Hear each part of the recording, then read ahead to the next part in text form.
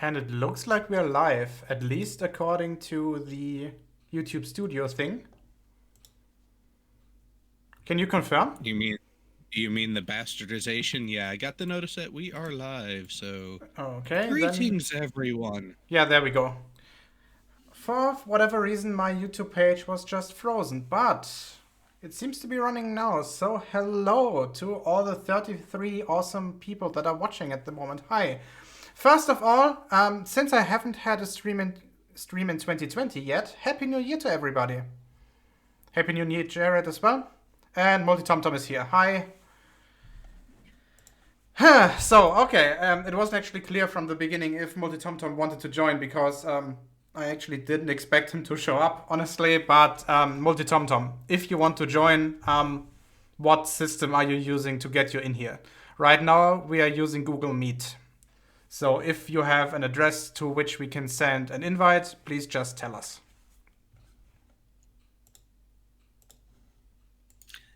And so you're not worried, TomTom, if you do show up, my microphone will be muted and I will purely be here only to share the video. And so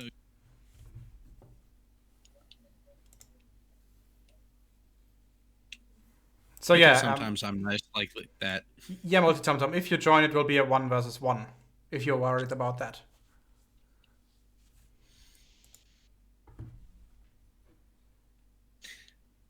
You have the birthday stream up again? What birthday stream? Oh,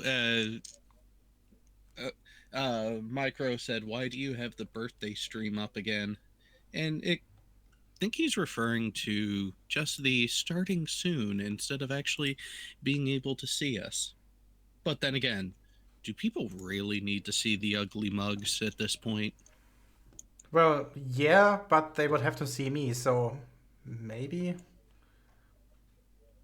Yeah, I'd rather not give anyone that sort of eye cancer. I mean, it's not like we have enough Cyclone B to go around. Oh, fuck's sake. At least Reds isn't here. He's probably still at the Cape, recovering from the failure of his weather-caused inability to capture the entire abort test.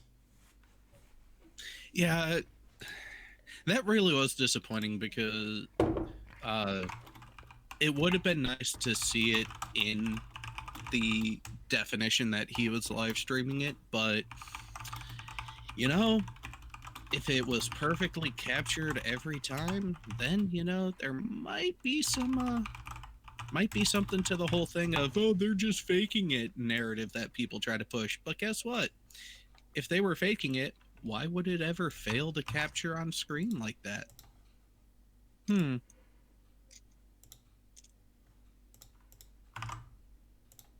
Okay, so I've sent MultiT0mt0m the invite. It's public, but since this method of streaming is impossible to snipe, it shouldn't be that much of a hassle. Yep, because I can make sure that who comes in is someone that's actually authorized. And so Ula had asked if did the test go wrong. No, all reports and the other sources actually have reported back that the test was a success. The failure was because of the cloud cover. Reds lost tracking of it mid-flight and did not catch uh, the actual test itself. Yeah, obviously the flight conditions weren't optimal for filming, but whatever. I mean, he's doing awesome work, and just not being able to catch 1 out of 20 flights or something is still not Yeah. fucking bad. Speaking about live streams, I'm actually planning to capture footage of the ISS transiting the moon from my location in about 11 days. The reason being that, well, I just noticed that we actually have the possibility to do so. So, originally it was scheduled for January 31st and February 1st, but apparently the website was updated a little bit because of minute changes in orbit or whatever. So, the first one was corrected to happen on, I think, Tuesday, the 28th of January, which is in 1.5 weeks at approximately 17 o'clock, so 5 p.m. My time. And yes, I'll literally be able to film that from my balcony. So I'll do that. Uh, hopefully it turns out better than the last time that you tried that. I haven't tried filming the ISS yet. That's the first Well, time. no, not the ISS, but there was a time that you did try to live stream from your camera from your balcony, particular The eclipse. view. And Well, there was the yeah, eclipse and there was the explosion. The eclipse I kind of saw, but back then the equipment I had at hand was just shitty. This time I'm using a DSLR, a Canon EOS 550D, I think. Even though that's only in full HD with a 300mm lens, that should be way more than enough to see the ISS. So, MultiT0mt0m, still, I've sent you an invite. It's on your channel page in the discussion thread thingy. So, click that and you'll be able to join here. Actually, Mac, the explosion was. I just couldn't capture it because it was literally directly on the other side of the event. Of the location. I just couldn't see it because there was a building in the way. But it was captured by somebody else. So something did explode there. For the people that don't know, that was a 500 kilogram, I think, World War II bomb, which had to be blown up because they couldn't defuse it anymore. yeah, well, sometimes munitions like that in the proper areas, honestly, controlled demolition is the easier bet than trying to tamper with the fuse, because especially something of that vintage, you tamper with the fuse, it might actually go off and take out uh, the ordnance team that's actually trying to render it inert. It's actually worse in this case. It's one of those long time fuses that pretty much detonates randomly. It works by whenever the bomb crashes, there's a little glass vial of acetone that's broken, and it dissolves basically a sheet of paper. And when that paper is dissolved, the explosion will be caused because there will be a physical contact between two metal sheets made, or something like that. So you never know when those are gonna blow up. It's possible that the fuse was broken 80 years ago during the war, but just nothing happened. Or it's possible that the thing is still intact. And even if it's still intact and they break it, they can't tell whether it will explode in 5 minutes or in 5 days. So those things are fucking dangerous.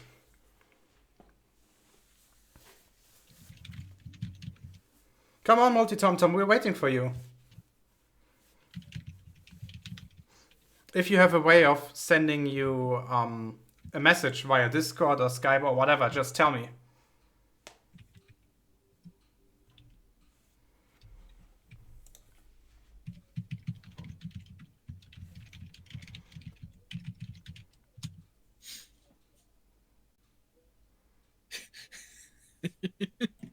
80 years ago, nothing happened. Don't know what you're talking about.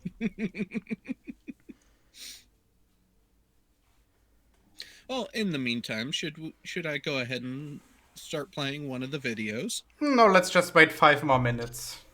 15 minutes delay is pretty Oh, typical for Flat Earther, so let's give him that benefit of the doubt. okay. In that case, it sometimes when you think about the technology that was actually utilized and even the manufacturing back then, it really it can make you marvel at just how robust some of the manufacturing was back then, because there are still firearms that were manufactured in the mid and late 1800s that are still in working order. Oh, I can tell you an awesome story. There was one guy with a metal detector who was searching for like treasures and shit, but all he found was a bunch of World War II grenades, like hand grenades. And what do you think he did with them? Obviously, usually the best way to deal with them would just to call the police and they would just get somebody to dispose with them. But did he test one? No, it's much worse. He carried them in a bag into police headquarters. Oh, you dumbass. Yep. So how much time did he spend in jail? I do not know. Probably nothing. not even an initial bit after getting tackled by someone. Oh, yeah, that definitely. Obviously not in the same jail as the police headquarters because that was likely evacuated. Rightfully so. Yeah.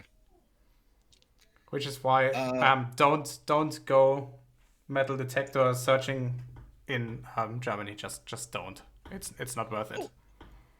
oh, or it could be rather interesting if you really want to play a single player version of Russian roulette. On the other hand, if you're a flat earther, please do that.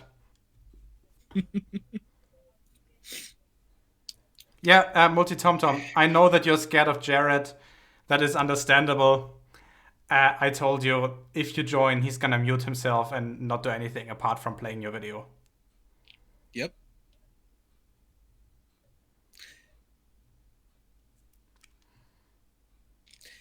And the reason, and even then, the primary reason why I was here, as Gail and I discussed it off air before today, was utilizing Google Meets to bring you on in the first place.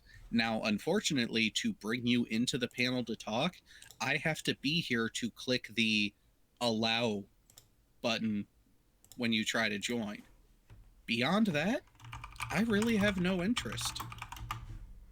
Well, obviously we want to. We obviously first of all we cannot use Google Hangouts on air anymore because the service was shut down. So since I actually do not know what type of social media networks you use, whether you use Skype or Discord or whatever, I figured that using Google Meets is the best possibility. Since first of all Jared is able to stream audio from videos, and second of all it's obviously not snipeable. You're not in the mood, guys. Okay. Well, then I'm gonna invite some more people. Then we're gonna take a look at your video anyway. Yeah, let's see if the mood changes. Yep. Just give me 1 second. Let's see if the micro wants to join. Probably not. He told me yesterday he likely doesn't have the time. And the rumpus. And whoever sees this link.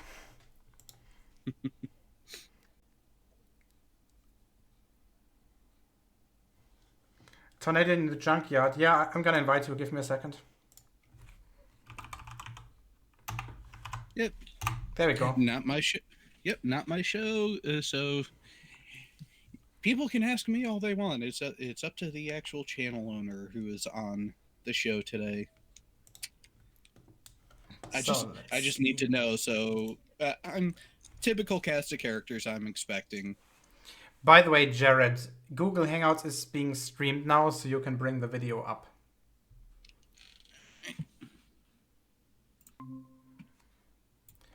Hello, Tornado. Hello. We haven't spoken in a while. How are you? I know. Also, I think I might have been able to piss you off last night. Me? Yeah, because I was swearing in German. Okay. Well, I didn't hear that. Well, it was on movie night, and it was in response to Mr. Thrive and Survive, and I was saying partway through the video, how did I say? Oh yeah, Dunkelfriedisch sein Arsch aus. That's not that bad, actually. Mr. Thrive and Survive, has he uploaded something new? The last He was thing. claiming that NASA lied, and that also every war in the world is fake. Okay.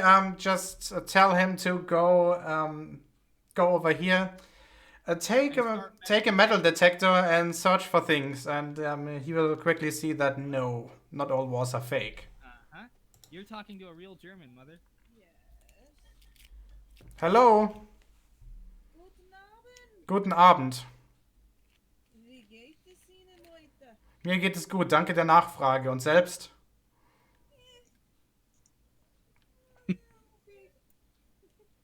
Yes, my mom knows a little bit of German. I know a little bit. I think I about tested my limits there. Oh, that's fine. That's not too bad. You don't have that much of an accent. I learned that when I was 12. With her granny Wiensbeek. With my Granny Wienbeck. Okay. Tomato sound is very low. Tomato sound? Yeah, a tornado. You might have to turn up your audio volume a little bit. That was mom. That was mom NATO you were hearing. Yeah, but I see Well, that even well, you're a little bit more silent than Jared is. Weird. I had to fix his computer this morning, so not everything is as it was. Can we fix it in Google Meets, Jared? Unfortunately, no. Stop But it. I'm sorry. As soon as I heard Mom NATO saying that, I just couldn't help but, hello, computer. Oh God, no. He had a fatal IRQ error. Ah, well, And no. the only way to get his computer to restart Was to refresh the was PC. to refresh the PC so it erased all his apps. Oh, that's fucking annoying. And the only thing I have done is I put on his Wi-Fi adapter app. I put on Firefox and Windows Media Player, and that's it. Well, so far it's fine, I guess. It's not that bad. So, Jared, Is this any better? what? Can you repeat, please? Is this any better? A little louder Much. would be nice, but it's better than before. A little lower, he said. No, he said a little louder, right? It's a little louder than before, but it's not enough. It's at 100% now. There we go. Okay, yeah, I guess that'll work. So, Jared, please do us the favor and play TomTom's video. Oh dear. Oh, Do I get to call drink? No. space. Now pause. Oh God. Space, Well, at least the final frontier. Jared, I have a new name. These are the voyages of planet Earth. Its billionaire mission to fuck up man's mind. I'm sorry, Tom. I thought that was your mission. Jared, I have a Yes, new Ma- name for Nathan Thompson. Thomas, whatever his name is. Nathan Thompson. Nathan Thompson. He's now Dinky Winky. Even that's giving him too much credit. No. Everyone else was calling him Mr. Talking Out His Ass Lips. Well, ass lips was mine too. Thank you. That one is probably much more appropriate. Why are Okay, you that's rubbing enough. my ear? Seriously though, space belongs in science fiction, not fact. Drink! Ah, sorry. Stop that. We Volume. Yeah, low. Impulse control there, Tornado. Pavlov, damn it. Okay. Sit and shut the fuck up. So, MultiT0mt0m made the claim of Earth and space being used to, around Earth and space being used to mess with people's minds. So, basically, it's a conspiracy. I covered this last night.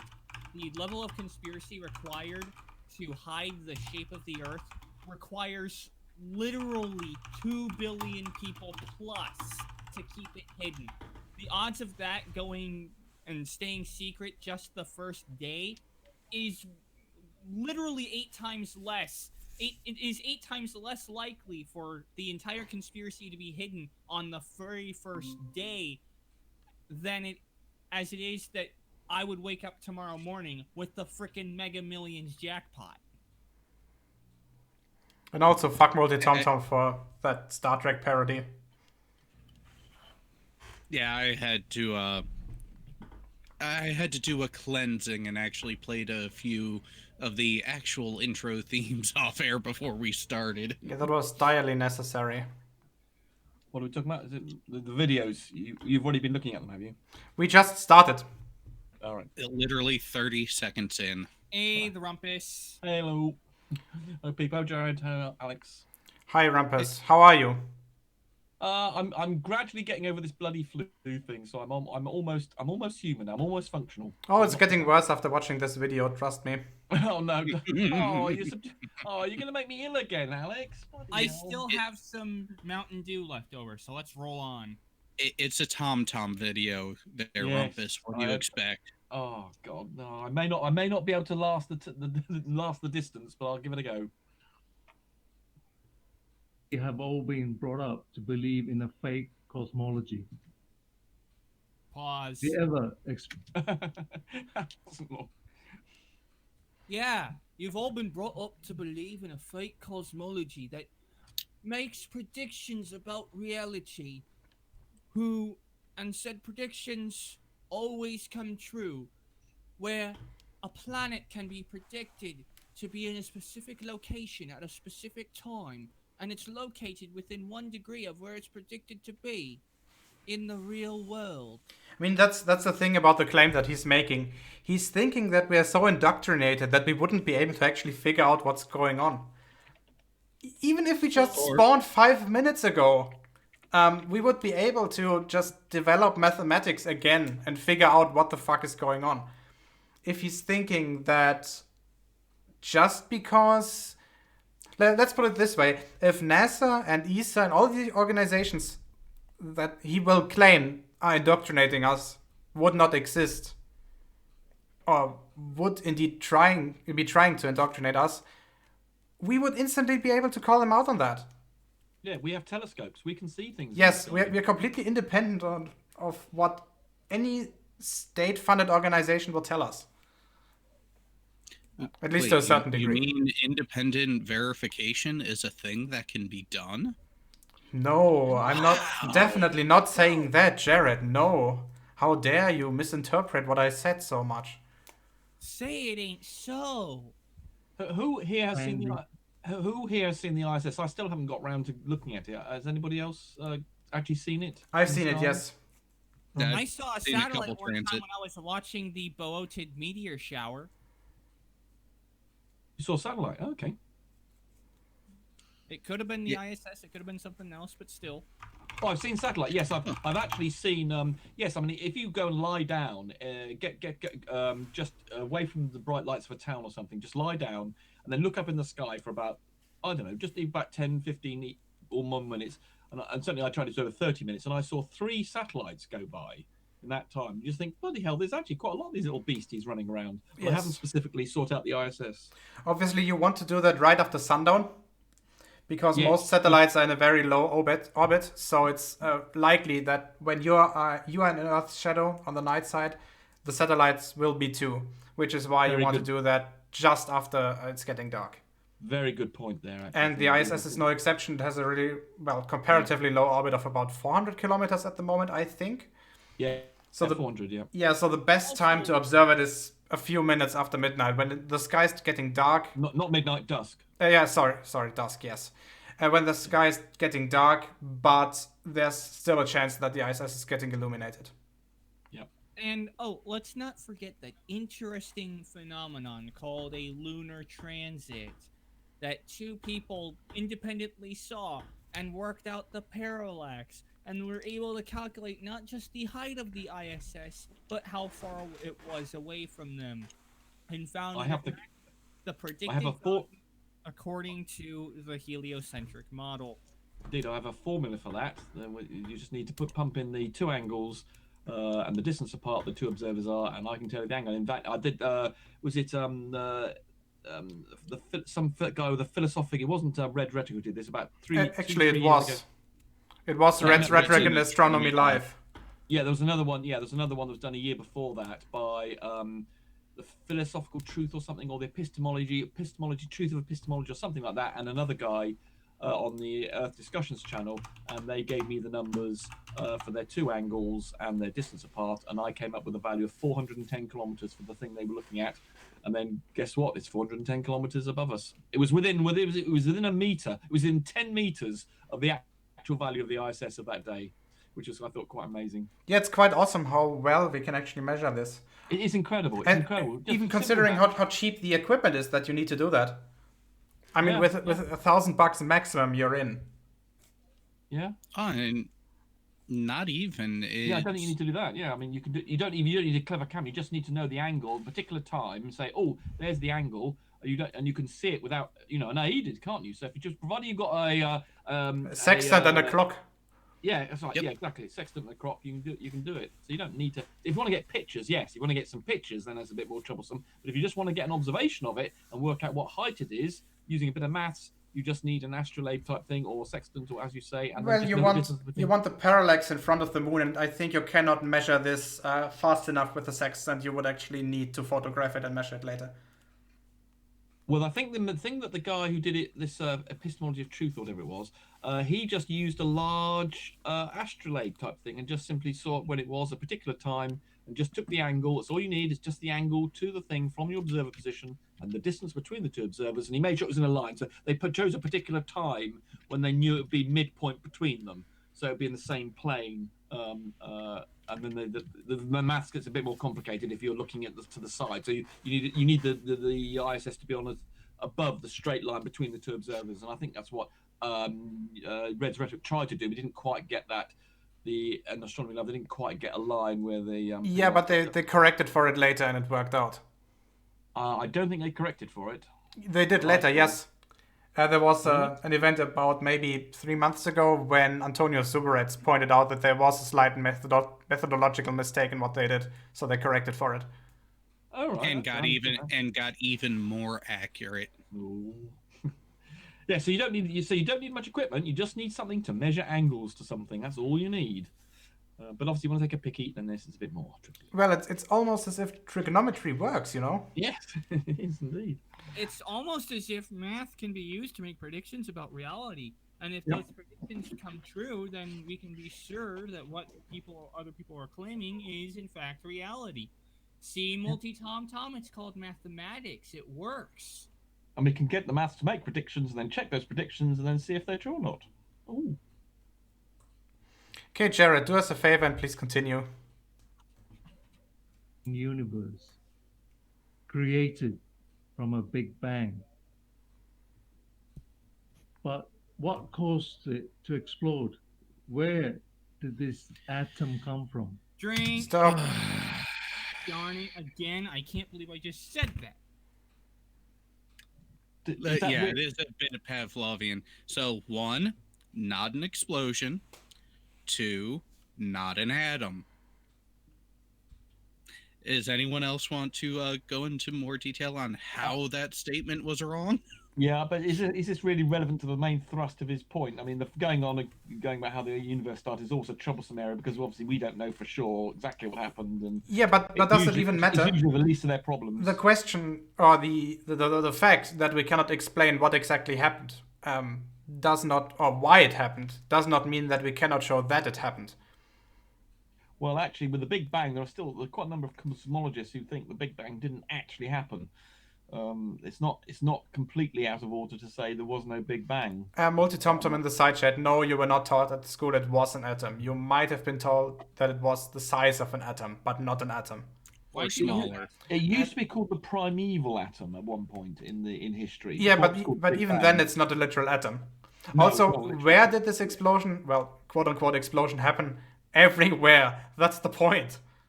Space-time is... It's basically what... Don't think of it as an explosion. Think of it as a rapid inflation of space-time.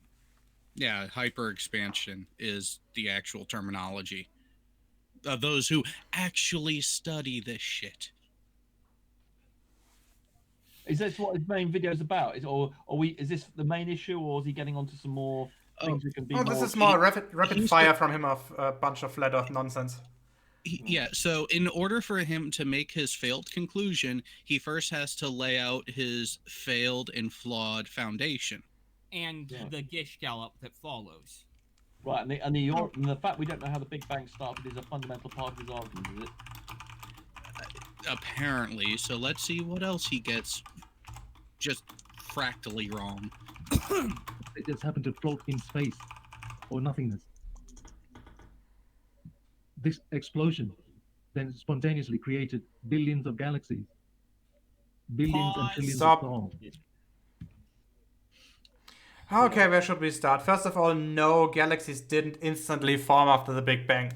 It needed a few 100,000 of years, first of all, basically for all the energy in that to condense into matter. It took... I think it was more than that. I think before the first galaxy ever turned up, I think that was several million years. Yes. Yes, I think 300,000 is the way until the universe, or the time that the universe took to become transparent.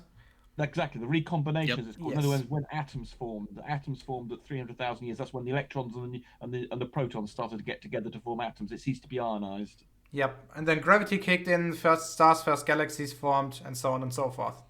Yeah, for some Yeah, considerable time basically, later. It wasn't it wasn't spontaneous. B, it wasn't instant. And C, gravity, you fucking retard! Gravity! Have you ever heard of fucking Well, gravity? How do you know what was spontaneous? I think it had to be spontaneous. The start of the universe, assuming you accept the Big Bang, which I say is a little bit contentious still.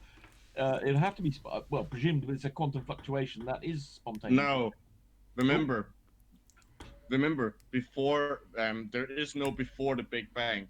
It's wrong to say that the universe started. It has always existed because time started with it. True. So, but if you have a creation point, but it was spontaneous though. Whatever you can't say it wasn't spontaneous. I think. Well, no, spontaneous implies time. Yeah. Well, Yeah, I mean, Rumpus, we're spontaneous running into im- territories where just our entire Yeah. models of the way we think just break down. yes. Because time itself doesn't really work anymore. Yeah. Aw, cute. The projection is already starting to ramp up in the live chat from TomTom. Oh, he's Which, accusing him of lying. by the way, he does have access to join in and correct us if he does, in fact, actually believe we are lying. And We again, open... MultiT0mt0m, the offer still stands. If you join, all the other people in here apart from me will mute and not say anything. He said we're all told that one atom explodes. No, we're not. Bullshit. No, find someone who's told you that from a reputable authority, TomTom. You won't be able to. Tom, as the good Croco Squirrel once said, citation needed. Absolutely. You can swear on this channel, by the way.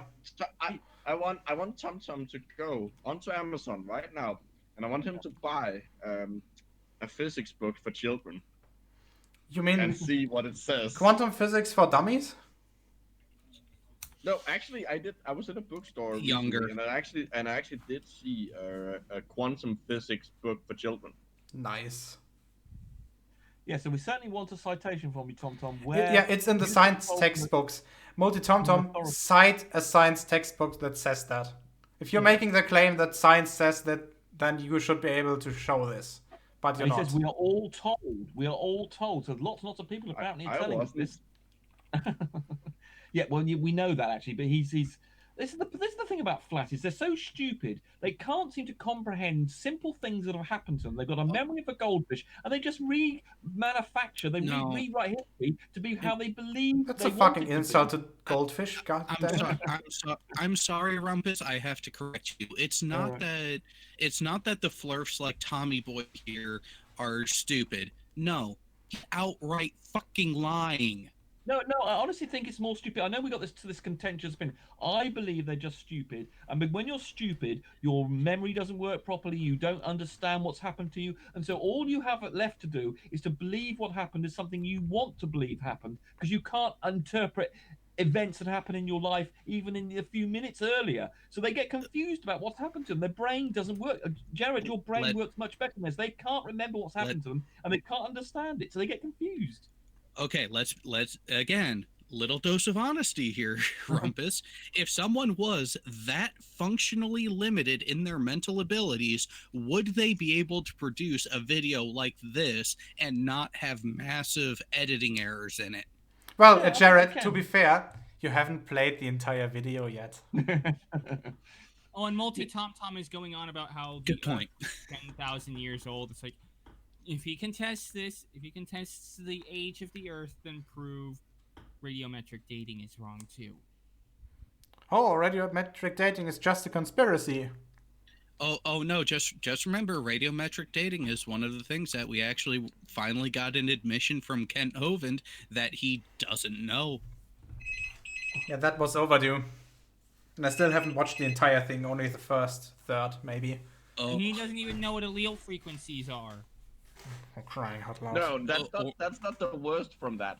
The worst from that was the fact that he thinks that single base pairs are genes. No, genes are multiple base no. pairs. No, Tornado. Remember, he said that the way that the way sexual reproduction works is the DNA helix breaks in half, and that's how you get one gene from one parent and one gene from the other. Bullshit. He doesn't understand. My mom is in the room. Please tell her what you just told me.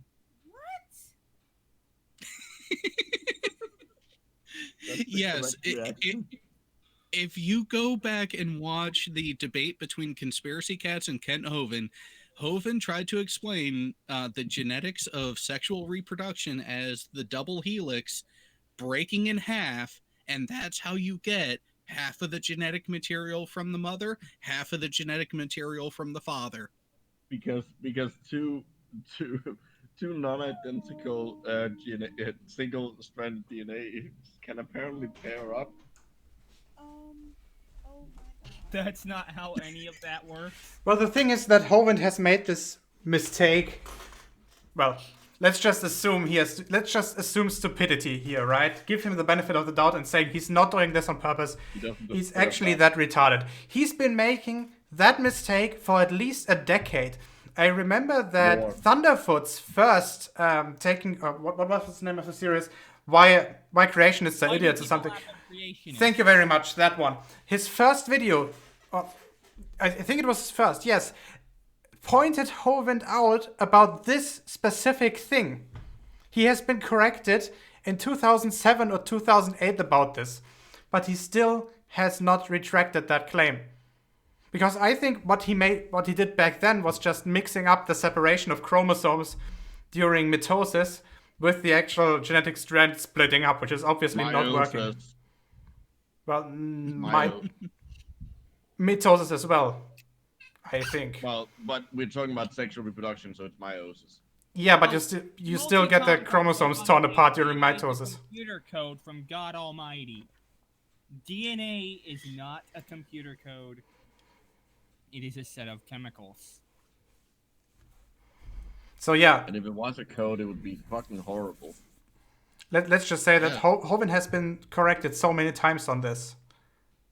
That corrected on everything. Yeah, that at this point, I think he has no more excuses left whatsoever. Nothing. Well, let's see what other excuses we can find from this video. And therefore, Nice segue. possibility of billions of planets.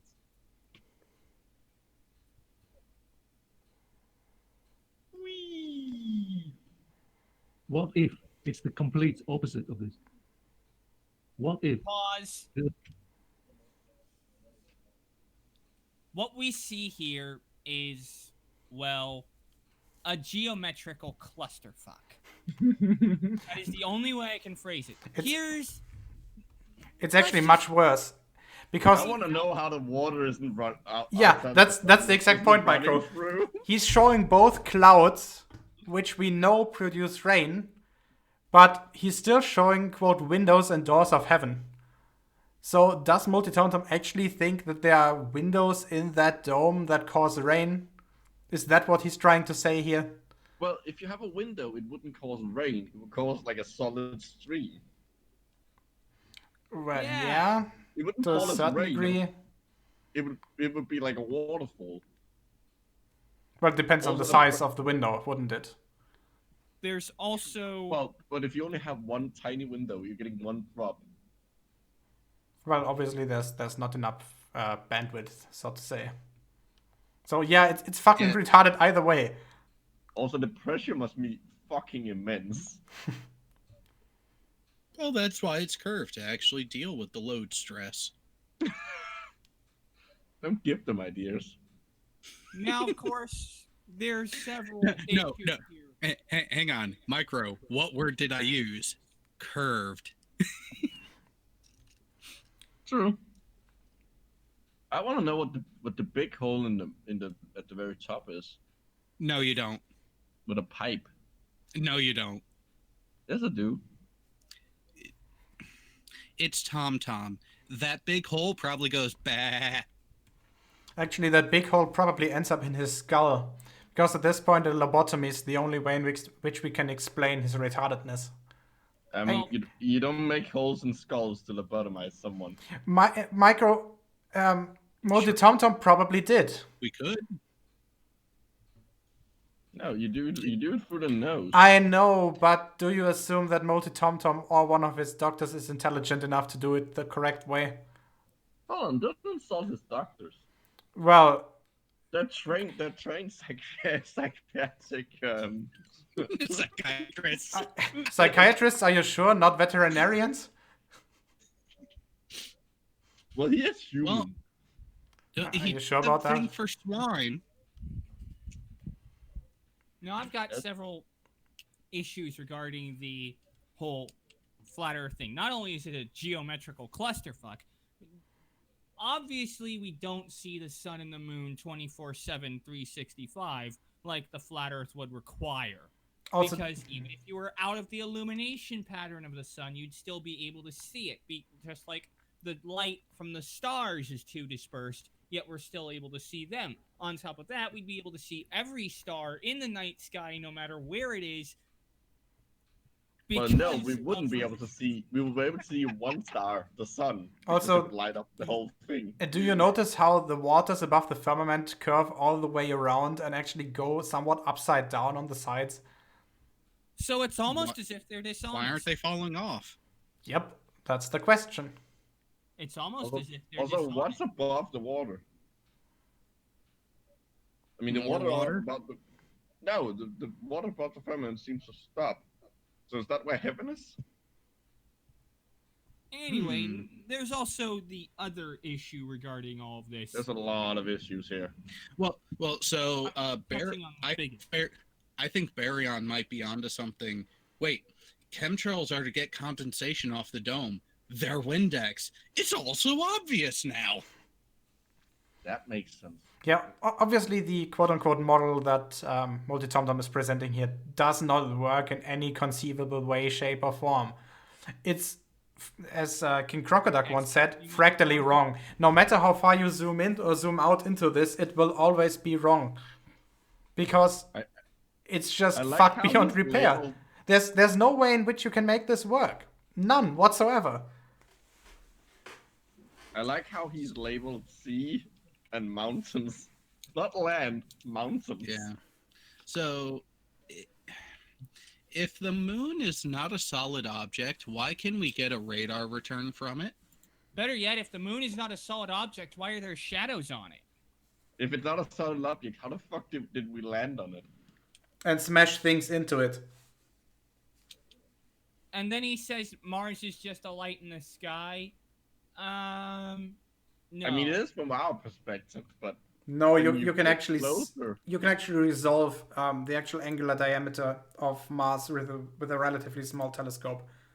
well, no, that requires equipment. That's too much.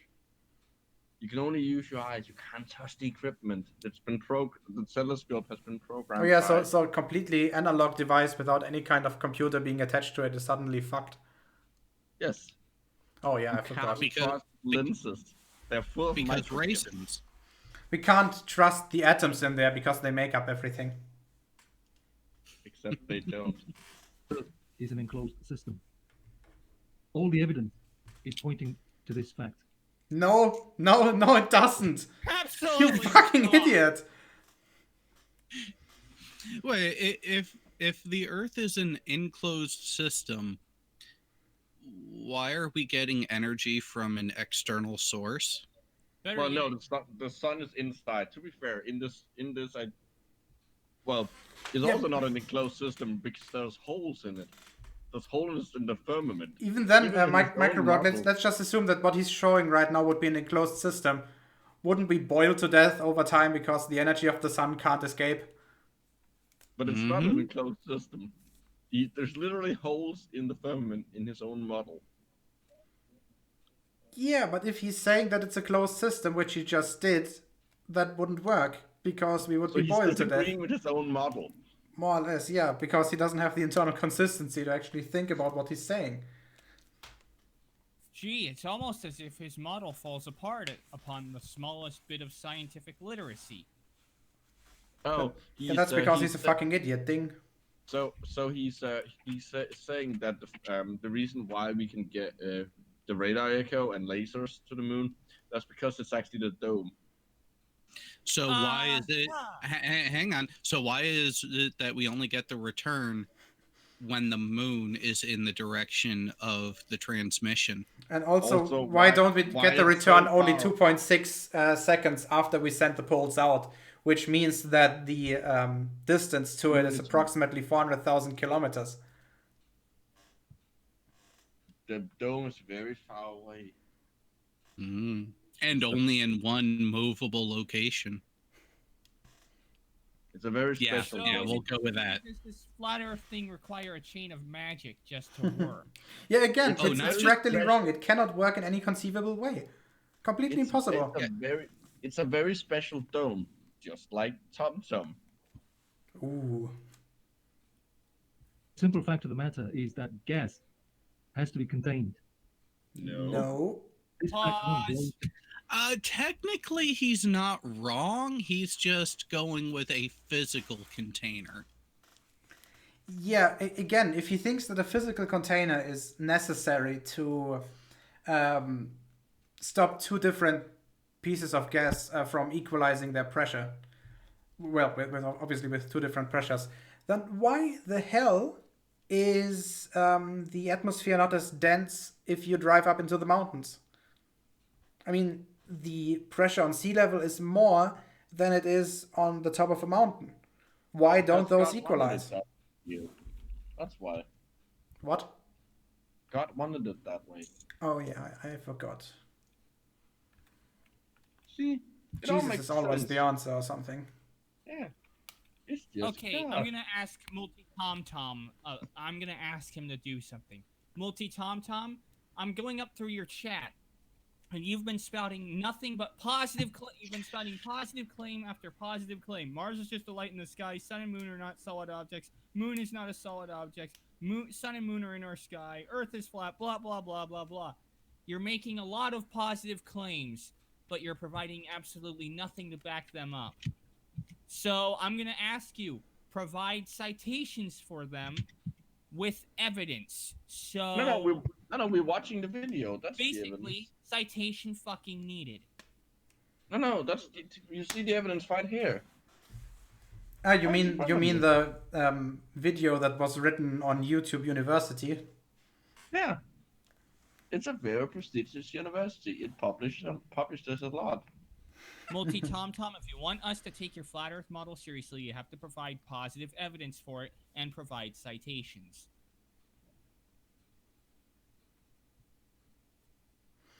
In the meantime, Jared, I think you can continue.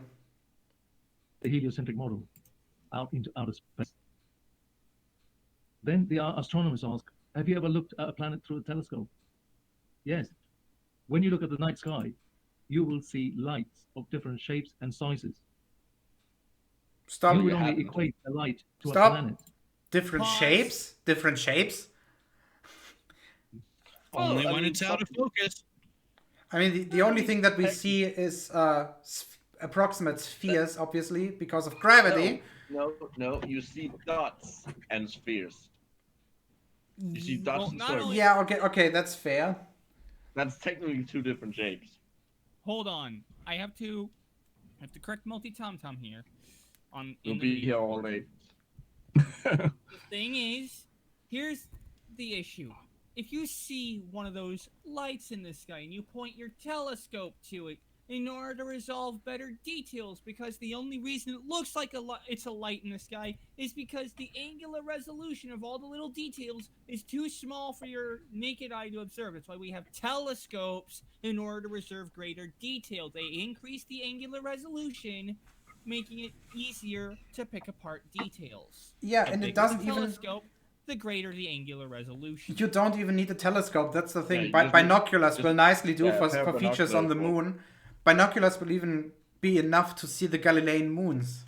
Well, obviously you can't resolve them as little discs yet, but you will see them. The only reason, by the way, you're not seeing them with your naked eye is because the light of Jupiter is too bright and they are being over illuminated. They're quite small compared to how big Jupiter is. Yep. So yeah, the Galilean moons are like Also Mars. 3 to You can 5,000 actually- kilometers in you can actually diameter, and Jupiter is almost 100,000 or even more, I think. I think with a good, with like a fairly good pair of like birding binoculars, you can actually resolve quite a lot of detail on Mars. I And you don't definitely see that think it's so. that it's. I think you at least like see that it's different than the stars. Yeah, different than the stars, definitely. Yes. Yeah, that's what I mean. Yeah, Only- but you obviously, can't like, really you see can't surface see- details. For No, that you need a that's not bigger what I meant. telescope. Those are that was a wrong way of putting it. Okay, please continue, Jared. Because somebody told you it's a planet. No, because we You can take a presume. look at it. What you It's see. a planet by definition. Planet just means wandering star. It's a wandering star. There. Yeah, if That's you literally want to what go the that, word- I mean, by definition, if you want to take the word literally, because he's obviously not going to accept any astronomical definitions, but the word itself means wanderer, and it wanders across the sky, different than the stars. So by definition, it's a planet.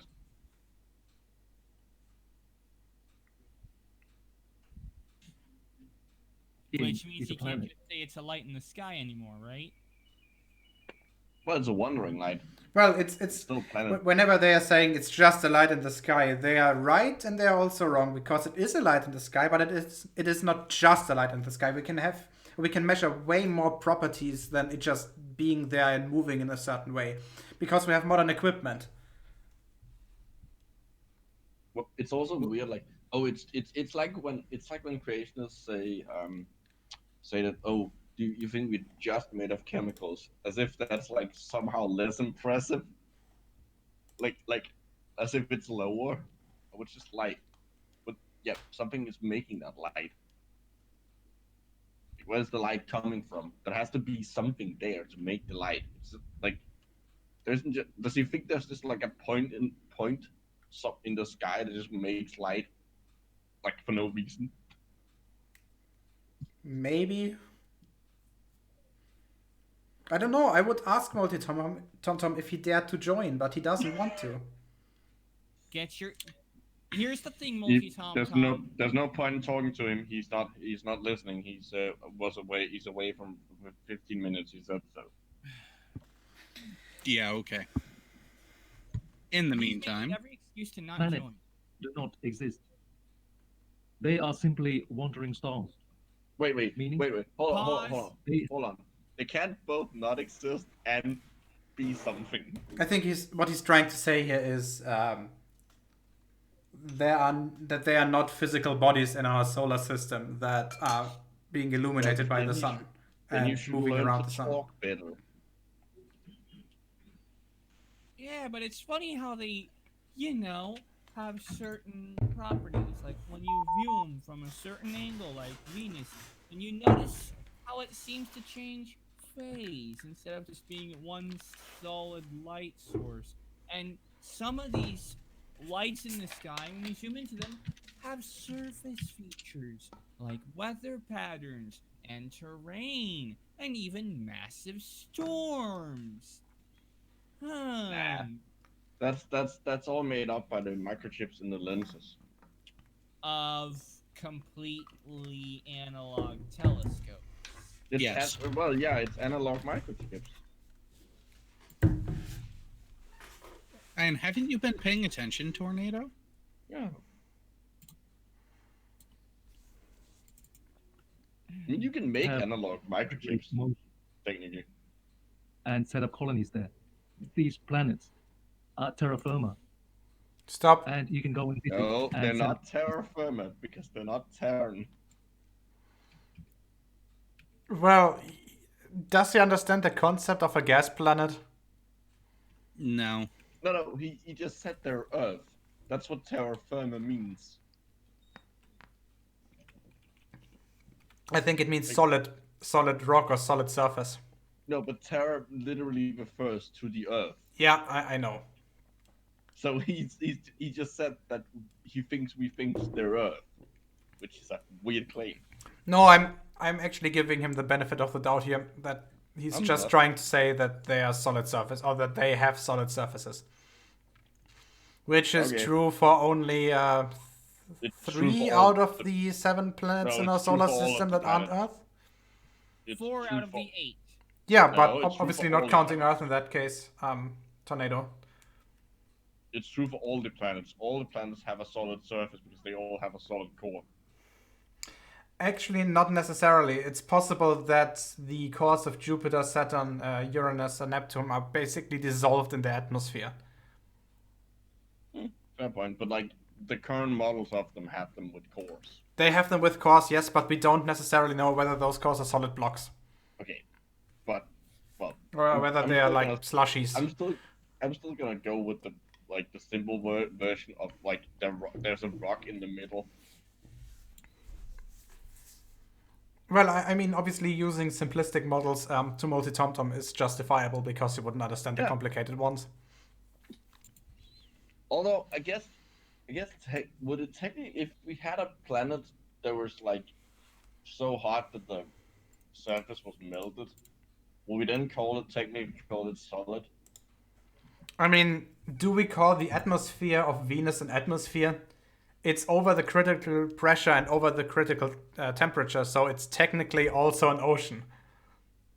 Yeah, that's what I mean. Like. Oh, he's back. I think he was never gone, honestly. Hey, Tom. Now, if you want to defend what you're saying, step into the sandbox and put your views up for scrutiny. Just don't Those poop in it. formulas don't work in reality, except so basically houses are doomed to collapse from the first gust of wind because math isn't real. Oh, wait. So that's a challenge, Yeah, MultiT0mt0m. had to stop yourself there, huh? Can you find like one formula that is regularly used in, let's say, Newtonian mechanics that you can show that does not work? Just one. Yeah, hold on. It's easy Please. to show that a formula in Newtonian mechanics doesn't work. That's why we needed relativity. You know what I mean, Micro. And Yes, fuck I'm you. just being pedantic. That's my job here. So, That is technically MultiT0mt0m, true. step into the sandbox and put your views up for scrutiny. In the meantime, That is all science fiction. We are not moving through space. Yes, we are. Stop. Pause.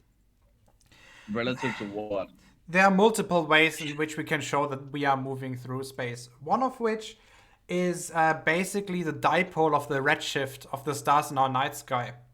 There's this thing called the solar apex, which is basically, to simplify it down, is the direction in which our entire solar system is moving through space.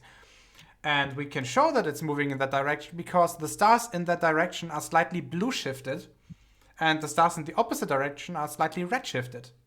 Well, most of them are. Well, on average, I'm saying. Yeah, because there will be some that will be moving there. There will be a few of them in the direction that we're traveling that will actually be redshifted because they're moving away from us faster. Correct. But on average, Yes. the stars in the direction of the solar apex are going to be blue shifted. And you will get the same effect for stars that are close on or to the ecliptic. Once every year, when the Earth is moving directly towards them, you will have them being blue shifted. And half a year later, because Earth has traversed or gone around the sun a half a rotation, Earth will be moving away from them with its orbital speed of 30 kilometers or whatever a second. And- they will be slightly redshifted, and we can measure that. So we're moving around the sun. The sun is moving around the galaxy, and the galaxy is moving towards the great attractor. There is several layers of motion here. We can track all of them. it's almost like in order to measure any sort of motion, you need the object and a reference point. Yeah, and in that case, also a known property of physics. That being And a redshift. working brain. Oh, and can we Double also effect, get into the basically. fact that we don't even need redshift? We can watch the retrograde orbit of Mars True, that works as well. Yes. and the phases of Venus. No. That's because Mars is going like that. And Polaris cycle. isn't perfectly above the North Pole, so that's actually a good reason to show that the Earth is rotating. We can see Well, Polaris that itself something is moving. rotating. Well, remember, epicycles exist, so Mars is just doing epicycles. That's a thing. So, are we gonna put in their crazier planetary spirals? Yeah, we need Sure. Mr. Space Hammerman. And yes, also Charlie's right. Stellar parallax and annual stellar aberration also show that we are moving. So, gee, MultiT0mt0m. It's almost as if there are multiple ways to confirm that we are in fact moving, and that the flat Earth idea is bollocks. Don't do that again. Yeah, that was terrible. I can't stand these insults, guys. Well, you had your opportunity. Let's hear more. No, wait, Jared. MultiT0mt0m, if you can't stand these insults, you would have the ability to mute 4 out of 5 people instantly that are insulting you by just joining. And we all know how terrible Geo's insults are. That's He's a Klingon. that's true.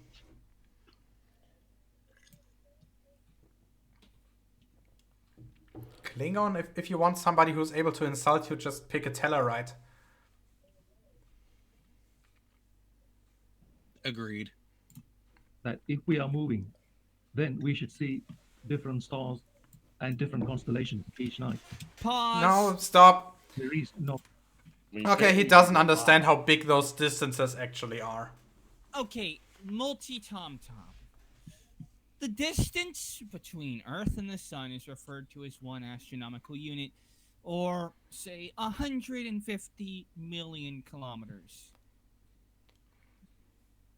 Do you realize that that is absolutely tiny in comparison to the scale found in the universe?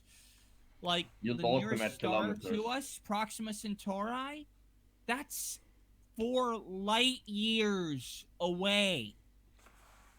Let me put that again.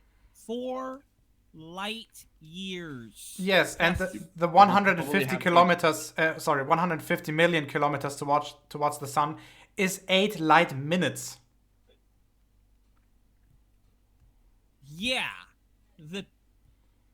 Why would you even expect to see different constellations every night based on that tiny amount anyway? And there's another issue, MultiT0mt0m. You're looking as if the Earth is one isolated solar system, or you're looking at the solar system as one isolated object out of thousands upon thousands of objects that are traveling along with it. Because the solar system isn't just moving on its own through fields of stars. Every star is moving along in its own unique orbit, on its own unique trajectory, and Earth and the solar system are moving with those trajectories.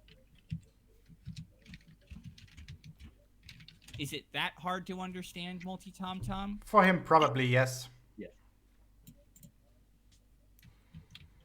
Jared, please continue. Parallax. We have been observing the same stars for millennia, if not more. Pause. What the fuck is this animation? If you are a rational human, Oy What is vey. that animation? Why were the Galilean moons just like all clustered and spinning? Like, that was there's- weird. More than just that. Do you realize that the stars actually shift? The constellations have Say, changed. Isn't there an issue where where the astronomer known as Halley had to update ancient Greek star maps? It's not only that, it's the fact that we can basically measure the proper motion of the stars year over year relatively easily. There are a few stars that move a few milliarc seconds per year. So Or actually, a few arc seconds, I think. Wait, yeah, give me a second, so- MultiT0mt0m. The stars themselves shift. The constellations that we see today are different than the constellations that the ancients saw. Like the Greeks, they're different shaped. Okay, so proper motion of Barnard's star, which is a red dwarf only 6 light years away. 10 arc seconds per year. So that's a shit ton. And what much would that be in millennia? Quite a lot. By the way, we have echo from somewhere. Yes. Also, MultiT0mt0m just claiming it's all bullshit because you don't understand it is an argument from incredulity, or because you're claiming you don't believe it, therefore it's not true. That's an argument from incredulity. That's a logical fallacy. And simply claiming it's BS without providing anything to back it up is, well... No, the BS stands for best science. That's a good one, Micro. He's agreeing with us. What you're claiming, MultiT0mt0m, is that you don't believe it, therefore it's not true. That's an argument from incredulity, and also you're providing nothing to back it up, which means, well, that Nothing. You're not backing it up. If you want us to take you seriously, you need to provide citations and positive evidence for your model, not negative evidence against ours. And especially when that quote-unquote negative evidence is so flimsy it fails under even the smallest amount of scientific literacy.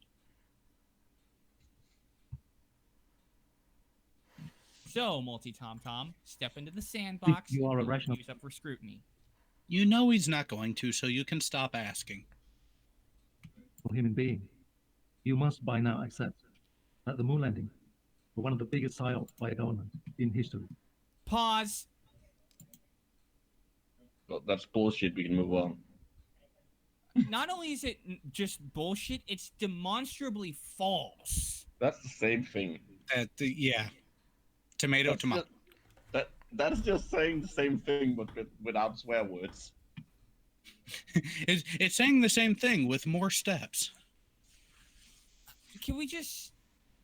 Continue on? Yes. If the moon landing were real, then there wouldn't be any discrepancies with film footage and photos. There are. Pause. They would be Only in your mind. and would have no flaws. They don't. This photo debunks the moon landings. Look at the look how big it is. Even if they fold it and put it into that contraption, do you think there will be any room for two men? Stop! Okay, wait. Hold on. Is this a flat earther who doesn't understand perspective? It's not only that, it's worse. Because apparently he thinks that even though it's folded to be smaller, even then the lunar rover would be too big in order to have a big enough volume inside the landing vehicle to fit 2 people in there. Does he understand that the bottom part of the vehicle, the one in the golden foil, does not contain any space for those 2 astronauts? Yeah, last I heard, the golden foil bit at the bottom was a whole bunch of fuel and other critical systems. Yeah, and that actually stays on the moon. storage. That's the point. It's only full of oxygen tanks, I think, and basically the entire engine to land on the moon and things. Yeah, the stuff to get them there. Yeah, that half actually stays on the surface. We still have, 6, I think. 11, 12, 14, 15, 16, 17. Yes. Yeah. 6 of these standing on the surface of the moon right now. Only the top part, the one that seems like metally grayish, that's the part that goes back to have a rendezvous with the command module that's currently, when this picture was taken, orbiting around the moon. And even if he doesn't think that they fit, he should realize that we still have a bunch of those in museums, because a bunch of I think 3 of the Apollo missions were actually X, 18, 19, and 20, but some of the devices for them, including the descent vehicle, had already been built. So he can just walk into a museum, just take a look at them. What's the hard about this? Also, we really need to stress that like the module is further behind its perspective, so it's smaller. Yep, that as well. It's actually quite like I mean, it's not massive, but it is actually quite a big It's thing. sizable. Yeah. I'd say it's about the size of a fairly small house. Oh, apparently this was filmed. This is actually Area 51. Well, very small house is relative. Tornado, the entire thing is about 6 meters tall. It's more like a big car. No, not the vehicle. We're talking about the descent stage. Well, yeah, it's more like a really big car instead of like a minibus on its end. Yeah. I think we'll actually see a photo later of it with an astronaut directly. Are we just gonna skip over the fact that he thinks this was filmed in Area 51? Yeah, again, do you have any evidence for that? Could you maybe just line up the mountain in the background to an actual feature that we have on the surface of the planet that would fit? Or are you claiming that this was taken in some sort of biggest, I wanna hall see or when building? when was the Groom Lake facility actually? When did it come into operation? I think earlier. Oh yeah, I just Yeah. wanted to see if it actually like existed during the. It During did. the It was a landing. major Yeah. test and proving grounds. Okay. That's too bad. It I would have don't been think funny if he fucked that up too.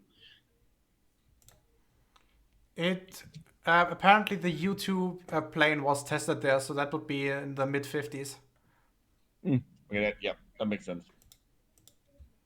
Look at the lander. It looks like it's made of cardboard and tin foil. Well, looks like isn't really evident.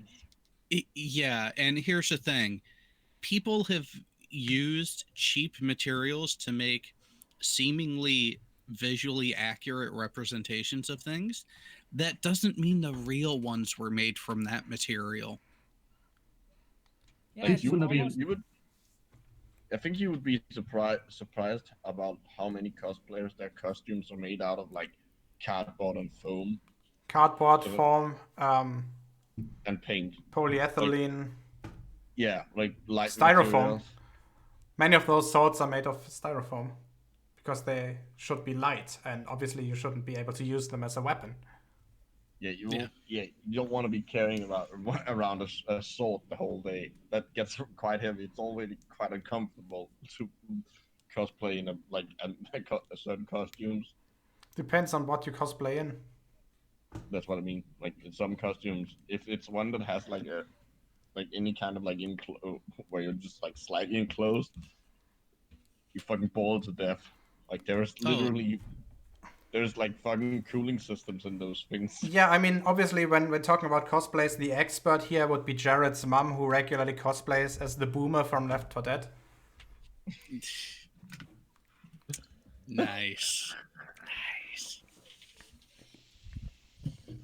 That's You're just a jealous few- because we didn't get to talk about your manual release on Kanar with the Mar yesterday.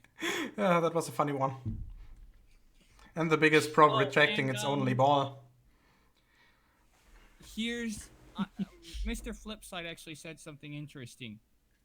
The thing is, Japan did a radar map of the moon with the Selene orbiter, and they found the place where the Eagle landed purely from the background images. Gee, it's almost as if these things can be checked by other people. No, there ain't under conspiracy. See the 2 billion people and the Mega Millions jackpot. No, because remember, everyone except Tom and his friends are brainwashed. We all hate God and wants to hide his creation. So you don't need to pay people. They'll just do it for the brain because they're brainwashed. See, it all makes sense. All right then. No.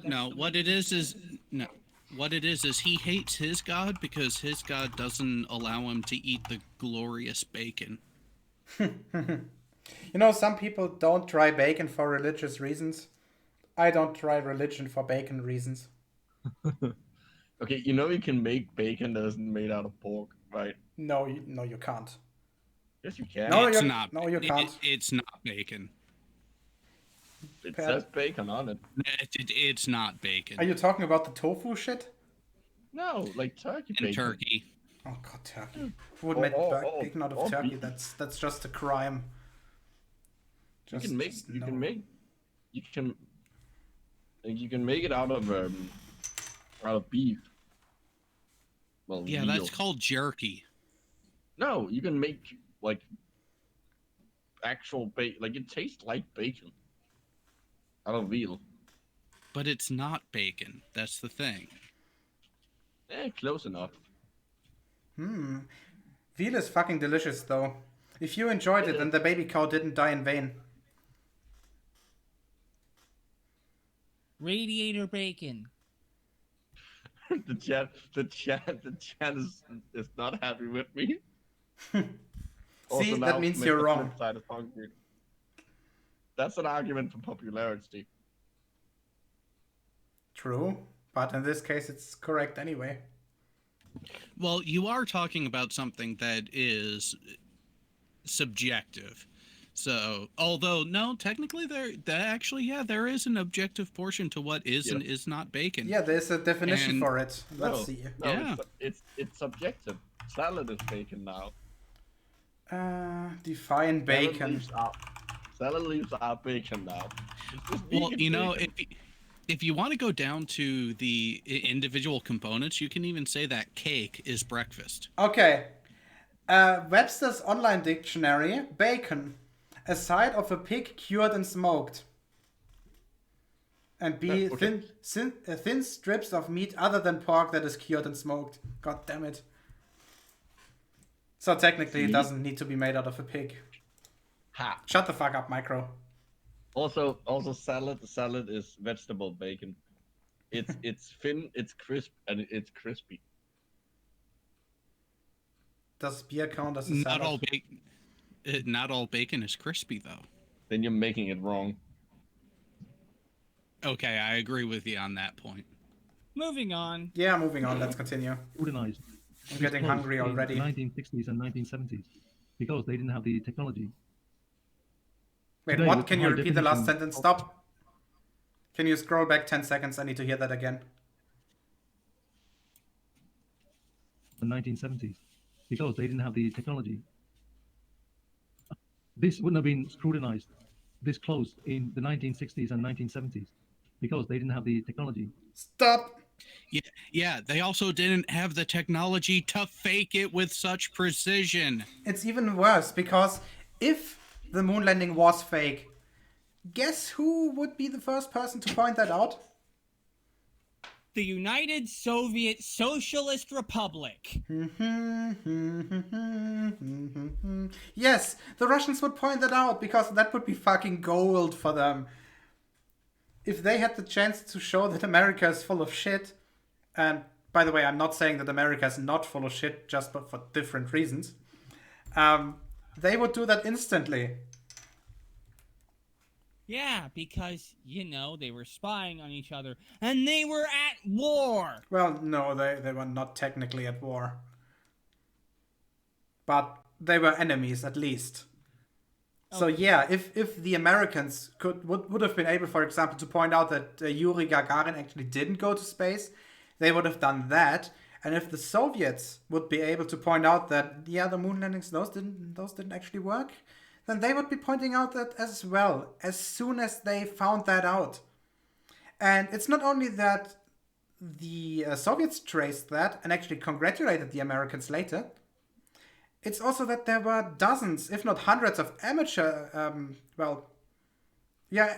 basically, who traced and who tracked the vehicle, who actually managed to receive the signals from the spacecraft. So, if this thing was faked, somebody would have found out. But it just wasn't. Okay, rant over. Oh, and Today, MultiT0mt0m with high definition software. SSR and America were working together. No. Yes, they were working together to bankrupt one of them into oblivion.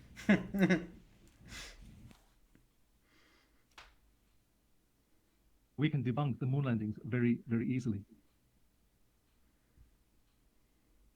Oh, really? However, Okay, I just want to point out some criticism here for you, Tom.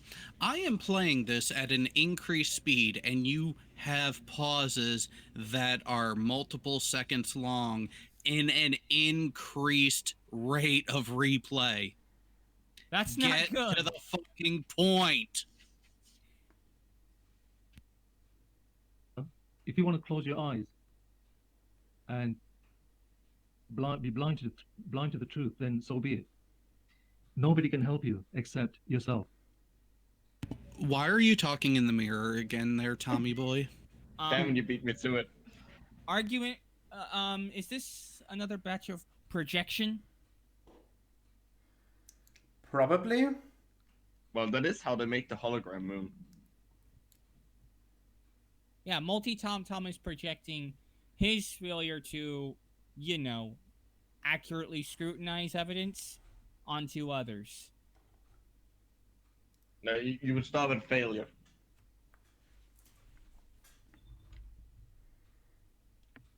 I think you can continue. What's wrong? Nobody can help you except yourself. What's wrong with this picture? Pause. I'll give you a few. From what I see, nothing is wrong with this picture. Yep, I don't see anything either. Well, let's see what a mud brain has to say about it. Seconds to think about it. This is a view of Earth from the cupola of the ISS. Well, a small part of it. It's made of glass. Glass Yes, is a big problem in space. No, it's not. Glass is not a big problem in space, and not to mention, I highly doubt that that is organic glass. If I remember correctly, it's actually an acrylic, only because we Wait, don't organic? have transparent aluminum. What do you mean by organic glass? Yeah, Silica. Actual That's- silica. Yeah, then that's not lumps. organic. that's silica. Organic means But- carbon-based. No, I'm talking about your actual natural glass versus an acrylic. Well, they're both not Because- natural. What? So glass, give it time, it will actually flow, and is actually No. not a. That's the myth. Yeah. No, it's the myth. No. Well, you're both kind of. Really? Wait, stop. You're actually both kind of right. Glass technically is still liquid. The thing is just, and we can show that by just heating it up, because there will be no point where the temperature doesn't increase for a while, because there's a phase change. It's True, but it doesn't actually move. yeah, it doesn't It move is because its slow. viscosity is so fucking high that for all intents and purposes it's a solid. Yes. Let's see what the cupola is actually in the ISS is actually made out of.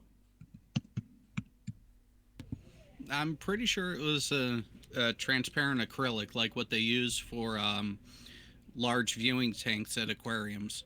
The thing is And that the also- pressure difference is actually not that bad if you think about it. Because if you can build Well, a it's piece one of atmosphere. yeah, exactly. If you build if you can build a window inside one of those submarines that go deep down into the Mariana Trench, which has to withstand hundreds of bars, then this one bar is no problem whatsoever. And you also have to think about the fact that for airplanes, for example, the outside pressure is only 20% of the pressure on sea level, which means that those windows have the same pressure difference, or half of the pressure difference, than what we have here, from 1 atmosphere or so to a direct vacuum. And even I'm actually not sure that the ISS is running on 1 atmosphere. It might be actually less, with the atmosphere being slightly enriched in oxygen. It's probably also it's like keeping the pressure in probably isn't the biggest issue. The biggest issue is making it thick enough that small debris don't go straight through. Yeah, but again, the pressure itself, as said, is not the issue here. That's basically what I said. Mhm. It could be quartz glass. Technically, It- most glasses it's are a- quartz. It says here that each pane is made from high strength bulletproof glass and is approximately 2.5 centimeters thick. Bulletproof glass most of the time only means that there's a thin plastic foil between multiple glass pieces. In case Yeah. it shatters, it just doesn't blow up completely. It will No. stay airtight to a certain degree. And Oh. there are more modern ones that, again, are an acrylic base, a polymer throughout. So, MultiT0mt0m, you can't just say you're winning just because you don't like what's being presented.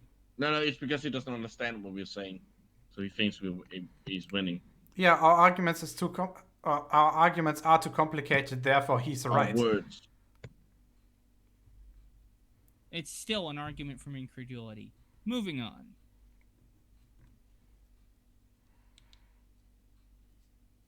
They tell us that that space is a dangerous environment because of micrometeorites. But also the lack of air. and also the micrometeorites is why they would use bulletproof glass for an apparatus like this. And then remember that they're also monitoring the orbits as precisely as they can for debris, basically. Because those would pose a significant danger to the ISS. Just say. Oh, and Ula pointed out another wonderful feature. The cupola also has the outer aluminum shield that they can close for extra protection when the risk is increased. Because, I don't know, they kind of track things that are in orbit. Yep, and I guess they can also seal the entire cupola from the inside, if needed. Here. At least that's what I would do. It appears to be here. It says fused silica and borosilicate glass. Yep, so nothing special. Borosilicate glass is literally what you use in lab equipment.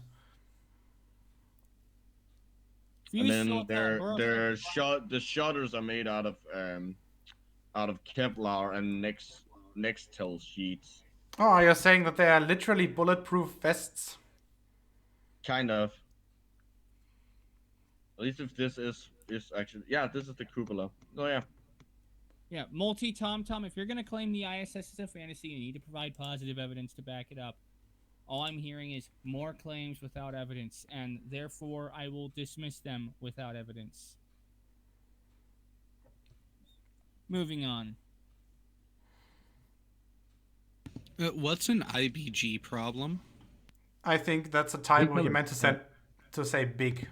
Yeah, I'm trying to piss him off even more. Sand-sized particles of space debris are flying about at breakneck speeds of hundreds of thousands of miles per hour. Pause. And Hundreds of thousands of miles an hour? I'm going to need to see a citation for that. Thousands of miles, yes. Dozens of thousands of miles, also yes. Hundreds of thousands, no. Like, considering you can only go up to 3. No, that would be per second. Oh right, yeah, sorry. You're off by a factor of 3,600. My point still stands. Actually, I just want to point out that's more accurate than anything that MultiT0mt0m has ever said. I mean, saying my feet is a duck is more accurate. So. Wait, you have feet? Yeah. These guys are speechless. Ha ha ha. And they're one duck. Figure that out. The trick is that the duck has 2 feet, so it can walk. So it's 2 legs that goes together in one duck, and the duck has feet, so it can walk. Okay, I'll have to destroy draw that man-made later. vehicles. Yet they have glass in space. This is unbelievable. You know where they also have glass? Fucking aquariums. Yeah, and the Well, you know what aquariums have else? to withstand more pressure. That's the thing. Yeah, like the the glass in like big aquarium tanks. The reason why it's so difficult to like look anything but straight at it, why the picture gets all weird, is because that glass is like 20 centimeters thick in the really big tanks. Yeah, again, Like if, when if they you have only 10 meters of a water column, 10 meters tall, at the bottom of that you will have 1 bar of pressure. Fun fact: if you ever, anytime you go into an aquarium and there's a really big like ocean tank, usually when they have the sharks and stuff, Yep. like underneath that, they have to build things to hold it up because it's several like 1,000 tons of water. Wait, stop. Are you saying that water is heavy? Yes. Oh no. And heavy water is even heavier. Badum. That's not even a balloon cheese. That's just true.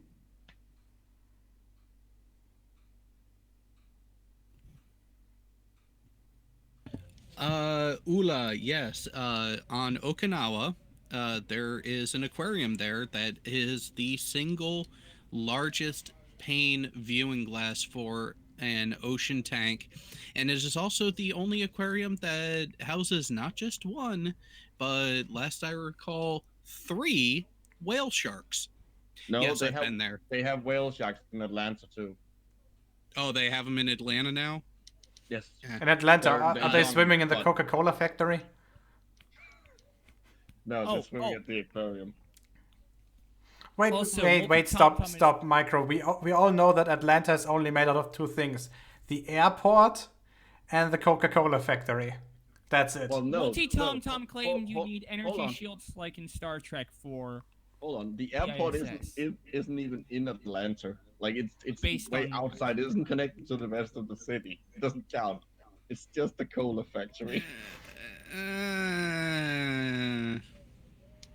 Hartsfield Airport is connected to Atlanta. No, if you actually look at a map of what is counted as Atlanta, it's Atlanta, and then this tiny little thing there, down south that is the airport.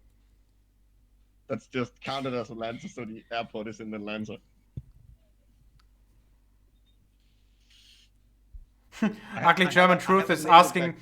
if Atlanta doesn't really exist, then where do they erect all the racist Civil War statues? Also, one thing I find weird is the fact that Atlanta isn't on the Atlantic coast. Like, I feel like Savannah and Atlanta should switch names. What about Atlantic City then? I don't Atlantic know. City is on the coast. Yeah. South Jersey. Oh yeah, by the way, MultiT0mt0m is pointing out something right. Only 25 likes? Come on, we can do better. It's 30 About the now. only time he got something right. No, he's no, he already got- wrong. There we go, that's better. Come on. I'm addicted to the likes, so please continue. But only the ones with the thumb in the up direction. Okay, I think Jared, you can continue. So, the vast vacuum of space will exert tremendous amount of pressure onto No, this glass. no, Pause. the vacuum is not exerting Eh, pressure. By definition, vacuums do not have anything, so there's nothing there for to exert pressure. We all know that unlike MultiT0mt0m, space doesn't suck. Yeah, and even then, 14 psi is hardly an immense amount of pressure. Wait, You have that's more pressure in your car tires, and yet they don't explode. wait a They are second. made That's of glass. 14 poundings per square inch, isn't it? What's that in a normal unit? A lot of fucking. Just under 1 bar. Thank you, much The diff- better. And here's the thing: even soda bottles have less trouble with pressure than that, because soda bottles have to contain an immense 300 psi. Well, think about it.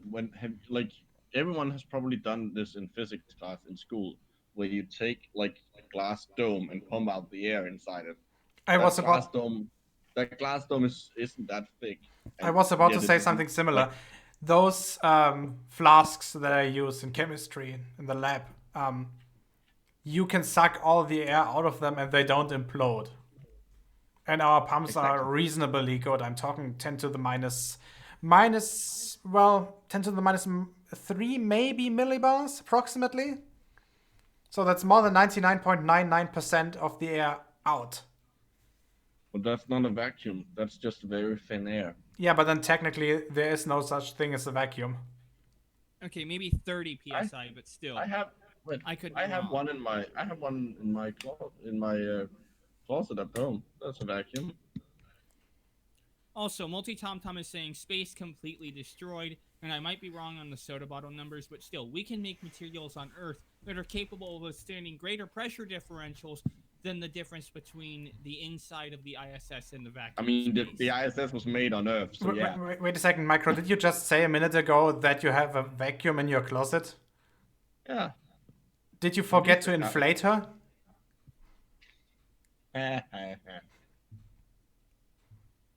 Space is only for NASA fanboys. MultiT0mt0m, since you're gonna bring up NASA, I challenge you don't. at least 3 other space agencies off the top of your head. Not only I don't like agencies, NASA. also private companies. I don't like NASA. They diversify too much. Okay, I don't like Well, NASA either because they spy on like us. diversity? Racist. Look at how many mission profiles they're actually doing. If they specialized in one area, I know what you mean. I was making a joke. We're all making wait, jokes you're here, capable Jared. of that? Ooh. Surprisingly, yes, it happens. Must be by accident. Usually is. Yeah, because again, there's not only NASA, there's a shit ton of both state-funded agencies and private companies that all confirm that NASA isn't full of shit. And crowdfunded. Yeah, for instance, Google Lunar X Prize. Wow. We got quite the admission in the chat. TomTom wants to deny a whole bunch of stuff, but Will has now admitted that he also doesn't know how to do calculus. Well, it depends on what you define as being able to do calculus. If you were to ask me to do a volume integral at this moment, I would freak the fuck out. Please don't do that. I'm not. I don't even know how to do it, so. It's basically 3 integrals after one another in the different dimensions. Oh. Yeah. It's a foundation of vector analysis. You basically need it as well to calculate the strength of gravitational fields when you have bodies that are not spherical. Hey, TomTom, how is glass a problem in space? All right, again. I am not calling that just an accidental misspelling. Because he just did it again.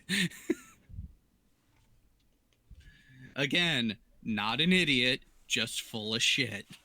Glass is actually really strong. The only reason we think of it as quite fragile is because we're used to it being like in situations where it's fairly thin. Yes, there's actually a bunch of unmanned submarines used to basically use sonar to determine the shape of the seafloor that have floating bodies with which they control their buoyancy, which are made out of glass spheres. There was one lost recently where basically one of those cracked and the entire thing just imploded. I bet that would have looked super cool. Yep. I mean, you wouldn't have been able to see it very well because it's fucking dark down there. Well, also, yeah.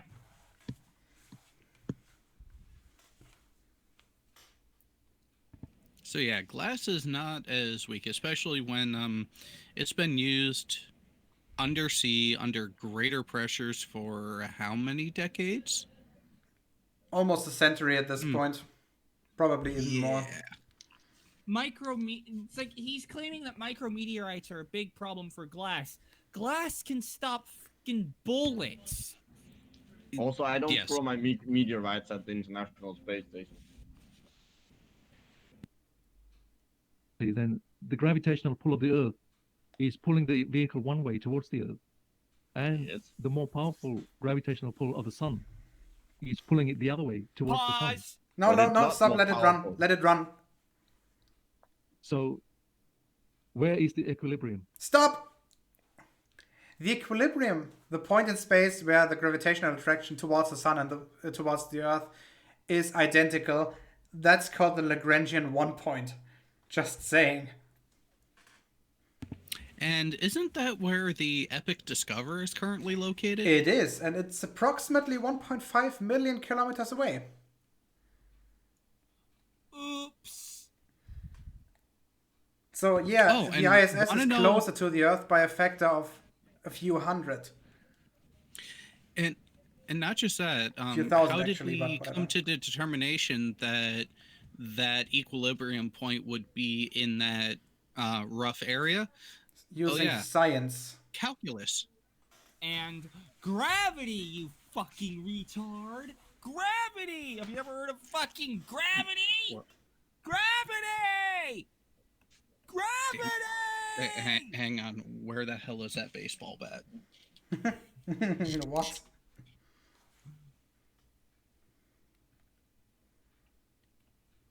This is complete horseradish. Then some people, Horseradish? Actually, no. Horseradish is a root that actually has a very distinct flavor profile, yeah, and it's not my preferred. So I like it. It's quite Yeah, well- delicious if you fill a donut with it. Do you know why you would do that? Fill a donut with No. horseradish? Why? no. Because the mustard is gone. What? Don't make me hurt you. Go ahead, try. quite rightly asked. Oh, you want me to hurt you? Did you want me to pull up another video to play? Oh no, please don't. I'm actually frightened right now. You know, Why it's would just they- like in the street. Yes, but he would have to run away from the computer entirely to get away from the pain that I would inflict. By the way, have you seen JM Truth's music video? No, please don't. And no, I haven't. Also, MultiT0mt0m, gravity is not selective. Gravity, yeah, it turns out gravity is not selective at all. In fact, it's anything but. Yeah, that's the point about gravity. Its effect is proportional to the mass of the object in question, which means that Well, it's not indeed. selective whatsoever. Acceleration. Well, no, force. Sorry. Acceleration is always identical. That's the point about gravity. Whether you're made out of water or whether you're made out of lead, the acceleration at that point in the gravitational field will be identical. So it's not selective whatsoever per definition. Which is kind of neat. I mean, So- that's one way we figured it out, right? Because if this wasn't the case, then the law of gravity would not be working. So it Well, it seems would Tom it would caught just be lying. different. Yeah, but the law of gravity that we have would not be working because it Oh would be yeah, that different. we have, yeah. So, Tom, you've been caught lying again. That's just a Therefore- given. Spend so much money on deceiving the world. Why would they do this? That is a valid point. That is a good question, No. and deserves an answer. That wasn't a point.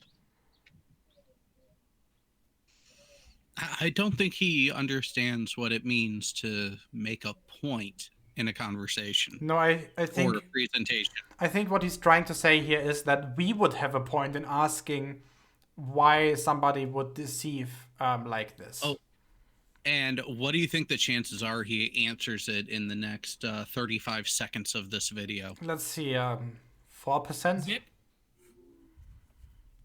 Wait, does it have to I don't be, even have it at that high. Does it have to be a good answer or? Any attempt at an answer. I think he's probably gonna attempt to answer it, but it's gonna be crap. Oh, let's find out. You have to remember that these governments, they print the money. Money is nothing but a tool to these governments. And What? they have made a decision long ago. So complete He's non not- sequitur. That's not an answer to the question. And it actually is a fair point when it comes to the legal tender of a country.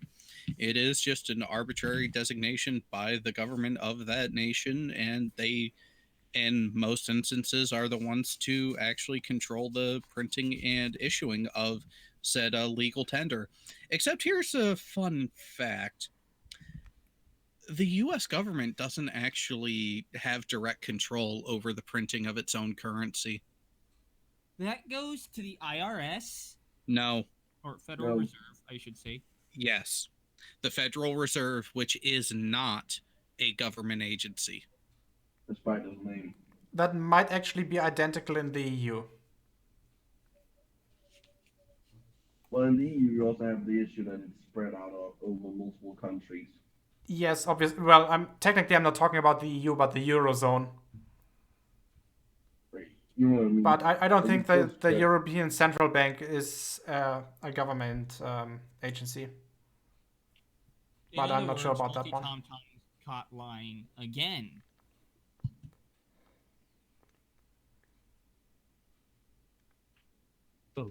To push the heliocentric model. And they have to push it right to the end. Unless, of course, they change their mind and tell the truth. Stop. Pause. But again, why? What is the use in having people think that they are on a sphere? I mean, what? For all intents and purposes, for everybody's life, it wouldn't make a fuck ton of a difference, would it? And now here's the fun thing. That's the end of the video. It just ends right there. He didn't answer his own question. Say it ain't so. A flerfer asks a question, fails to answer it, and then tells us to ask the question. All right, apparently I got the European Central Bank thing wrong. So it apparently is a institution of the EU. Well, but the EU isn't a governmental. Actually, it kind of is. I mean, it has a parliament. It has all the features Yeah, that but a it's not state a- has. It's not a government of like one country. Yeah, but again, that's somewhat of a sliding scale at this point. You know what I mean? I do know what you mean, yes. The EU is trying to make all of Europe one country. That's the Not end really. goal. That might be the end goal. Yeah. And I mean, it's not that bad of an idea if you think about it, because No. that would be one way of making sure that the continent doesn't tear itself apart every 50 years or so.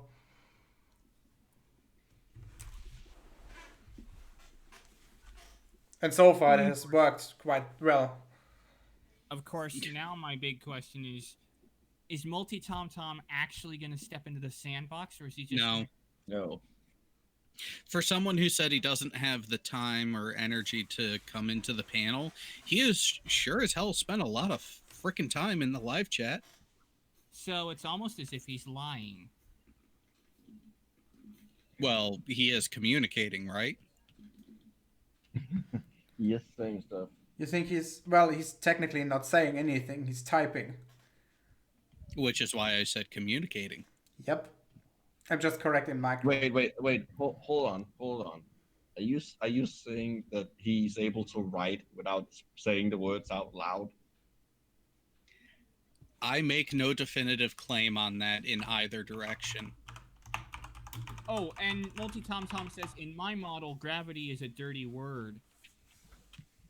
Yeah, because you don't like it because it shits all over what you're trying to push. Also, that's not how models work. Yeah, you don't get to assign Wait, select. wait. You mean a model can't shit on everything? Are we talking about different types of models? Am I paying for the wrong ones?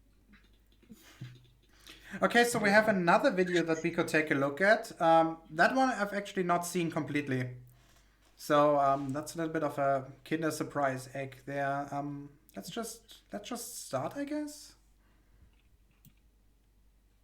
Well, let's do this then.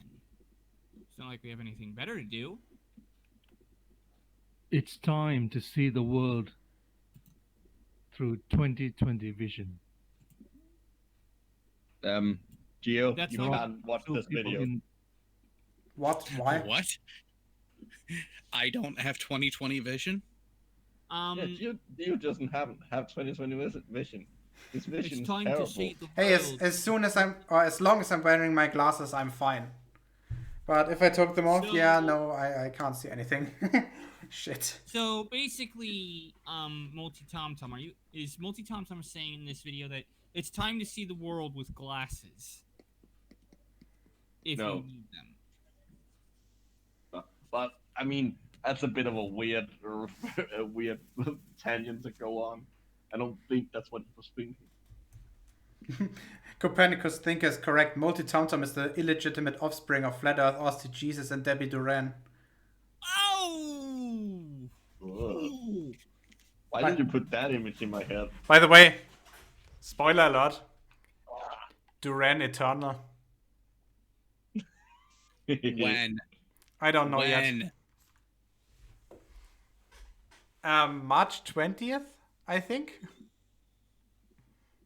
That? Yeah. So I have time. Good. I don't Oh, think you it's- got the joke. No, he didn't. He didn't know. It's supposed to be like 20 hours or something or so. Yeah, approximately. But that's if you want straight through it. Yep, if you're trying to find everything, it's likely gonna be 40. And if you're not, you're playing it wrong. Mm-hmm. Are you guys No. gonna be playing Doom then? I will, yes. I'll stream the thing as soon as I get it into my fingers. Although, why would you call? Oh, it's a joke. Duran Eternal. Yeah, that's the point. The last hangout I had with her was just called Duran. In the style of the written in the style of Doom. Yeah, I mean, here, wait. YouTube. Oh, that was the one where I updated the thumbnail. Yes. Here, look, that was it. Oh, you can't see it. Just wait a few No. seconds until the live stream sees it. Duran Eternal, by the way, already exists. At least partially. I mean, it's just taking the yeah. Oh shit, I couldn't share it because it opened it in this weird... No, there we go. Okay. Yeah, it was there. Okay, that means that OBS is getting better at recognizing UWP apps. Finally. Yay. All right, time for more stupid. 2020, believing in this cartoon model where the Earth is a ball spinning in space. Seriously? No, the first one was a animated image. This one would be a cartoon. Also, technically, it wasn't spinning in space. It was spinning in a white background. For the flat earthers, by the way, this diagram is not to scale. No. If like, it was at all. to scale, you wouldn't be able to see jack fucking shit. It's so much wrong with it. The heliocentric model is just a cartoon model as represented here Stop. and in other. No, the heliocentric model explains so much about the properties of space. It can predict the positions of the planets. It can predict the times and the locations of solar eclipses. And the same for lunar eclipses, obviously. It can predict the timings of transits of Mercury and Venus in front of the sun. It's really fucking powerful. Nice one, German troops. MultiT0mt0m, if you want to supplant the heliocentric model with your model, not only does your model have to A, answer more questions and make more predictions than the current model can, but B, also has to do so to a greater degree of accuracy than the current model can. That's actually not correct. Even if it did the exact same thing that the heliocentric model does, it could be accepted if it has fewer presumptions. You know, And Occam's the razor. heliocentric model has how many presumptions? Basically only that reality exists. And gravity works. No. There are two. Reality exists, and reality is quantifiable. True. Those are the two presumptions that led to the heliocentric model. That's it. Also known as science. CGI models. Knock it off. That's all it is. It was thought up by fantasists and creators of fiction. It has no bearing on real life. Pause. Okay. Let's address a particular scenario, just off the top of the head. So, let's have the two models. The flat Earth model and the heliocentric round Earth model. The scenario here will be an asteroid coming towards both of them. How would you spot it, MultiT0mt0m? And what would you do when you saw it? On top of that, how would you know where it was at any given point in time? Would you be able to predict where it would impact? To the people in the side chat, I'm not planning to monetize my channel. Because why should I?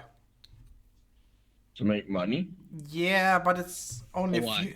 only like $100 half a year. Nah, no. It's more of a hassle than it's actually useful.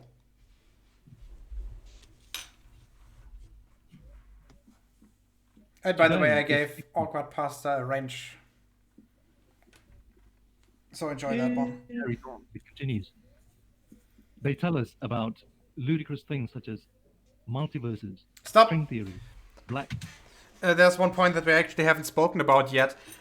He's the one complaining that the heliocentric model was invented by some sort of science fiction author. Yet in the last video, he showed this firmament thing, which was literally talked about in the Old Testament. No, that's not sci-fi. That's history. No, that's sci-fi. Well, it's only fi, I guess. Fantasy. Yeah, he's trying to pull science facts from a fantasy book. Sorry, it don't work that way. What, you mean ints don't exist? What doesn't exist? Ints. Ants? Not Ints. Ents. The big three things in The Lord of the Rings. Oh, the talking trees. Well, they're not three technically. I thought you were talking about some tiny insects that live in No, not No, ants. we're not. Abandoned. Yeah, we're not Yeah, talking about ants, I TomTom. get it. Look, again, to the people inside chat, if you think about donating money to me, sending me money, just send it to a charity instead. Or I'm also not in financial donate to need me. of your support. So just, if you have money to spare, send it to somebody who actually needs it. Like me. But not to Micro.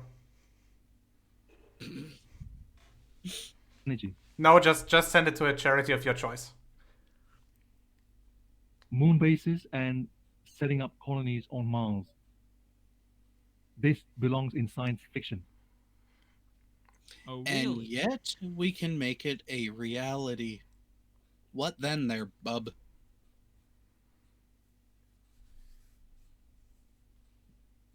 It's The almost as if sheeple, you're talking bollocks. Not almost Lab there. develop- He is. they are being conditioned to think in a certain way. They have no critical thinking. They reject the Projecting. truth. Just slightly on a massive scale. The obvious and believe in the fantastical and the fantasy. All right. So, if what I've been taught is only fantasy and fantastical and not real, why is your computer working? Because it's running AMD. Badumts. Well, no, because what I was taught, which is actually a derivation from the Oh, grand stop. understanding of reality we Stop. have, is electrical engineering. Stop. There's something that was just brilliant in side chat. Apparently MultiT0mt0m loves Star Trek. MultiT0mt0m, what is the name of the person that is running the bar on Deep Space Nine? Because I bet he doesn't know shit. Is that where the intro? Is that where the title of the Yes. show you do comes from, Jared? Yes, kinda. It comes from Deep Space Nine, yes.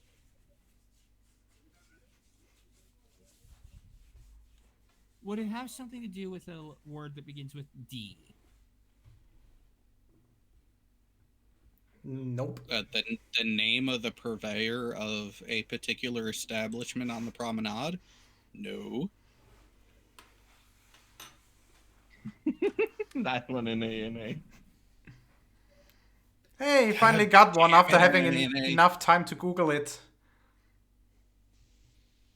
And by the way, again, technology that you are using today comes from our understanding of quantum physics. We would not have the transistor technology we have today without that further understanding. It's not only the transistor, it's also the laser that enables you to communicate with the rest of the internet at bandwidths that are actually usable.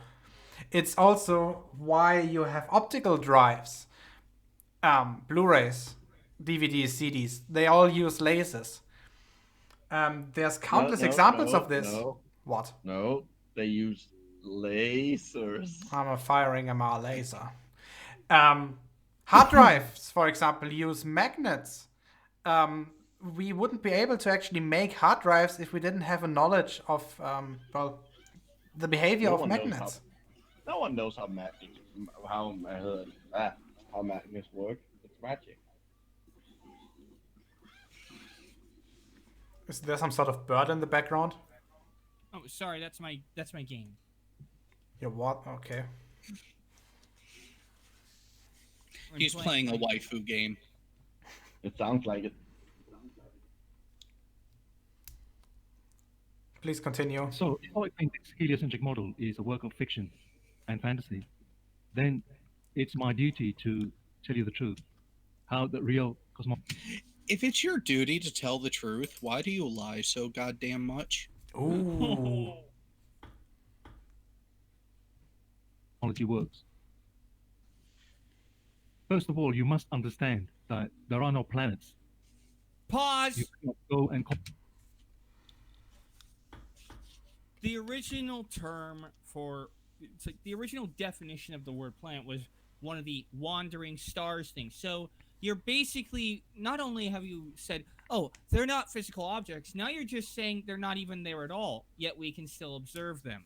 So you're saying there's nothing there, and then first you're saying they're just wandering stars, and then you say they don't exist at all.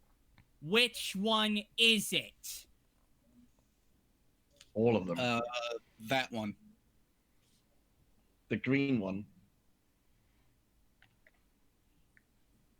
Wait, are you talking about the line of the orbit, or are you talking about the color of the planet? No, the two options. Oh, okay. Continue, please. Colonize planet Mars because it is not terra firma. It is not a solid object. Everything in the sky are luminaries. They are just lights. Yeah, again, Oh, stop. really? Again, why can we use radar to actually measure the distance to them then? The dome. Magic. Can we? And by the way, Charlie, yes. Um, the submarine itself was not the science fiction part of Jules Verne. As look up Bushnell's turtle. Gotta love what they were doing in the Revolutionary War. The main purpose of this video is to inform you that the solar eclipses and the transit of Mercury and Venus is the same phenomena. Stop. Pause. Let me just look up. So he's making a prediction here on November 12th, 13th, 2032. There will be another transit. I just want to check that out. You guys can talk. I'm just firing up Stellarium and seeing if it's correct.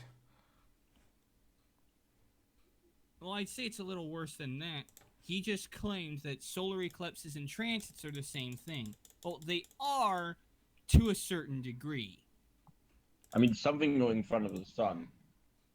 It is a solar eclipse, but here's the thing.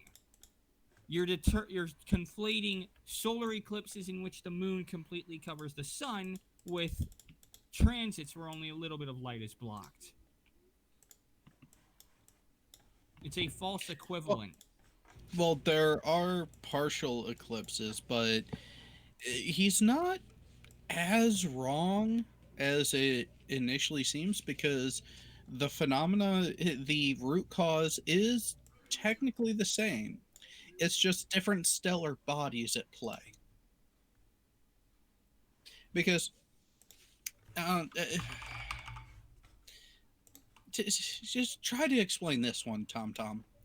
If they are just simply two lights in the sky, how can one light obscure the other to where both are off?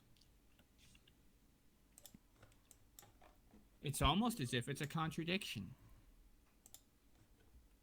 Who would have thought?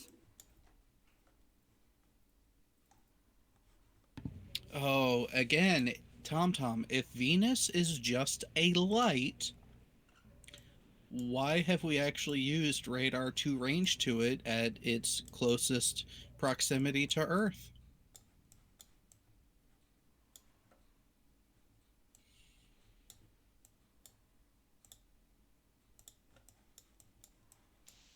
So, he's talking out his ass again. Not again. You never stopped. Yeah, it's like, a continued they're process. just lights, but one of them...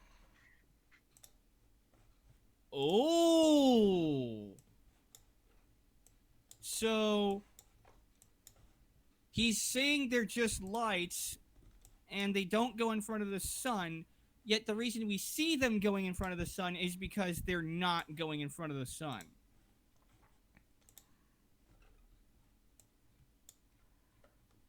There's another body in the sky that is what we call the black sun. Who's we in that Okay. sense? Alright then, MultiT0mt0m, if you're going to make that claim, I want you to calculate A, the orbital characteristics of it, B, its size, C, why it seems to randomly change size based on the body that is doing the eclipsing. You'll have to answer all of these, as well as how it can change its size by fucking magic. Oh. So he's saying it's also known as Rahu. So I looked that up. So Rahu is one of the 9 major astronomical bodies in Indian text. Unlike the other 8, Rahu is a shadow entity, one that causes eclipses and is king of meteors. So he's literally taking something from Indian mythology. But Tom, aren't you a Muslim? Isn't that blasphemy? Oops. And yep, I just confirmed it.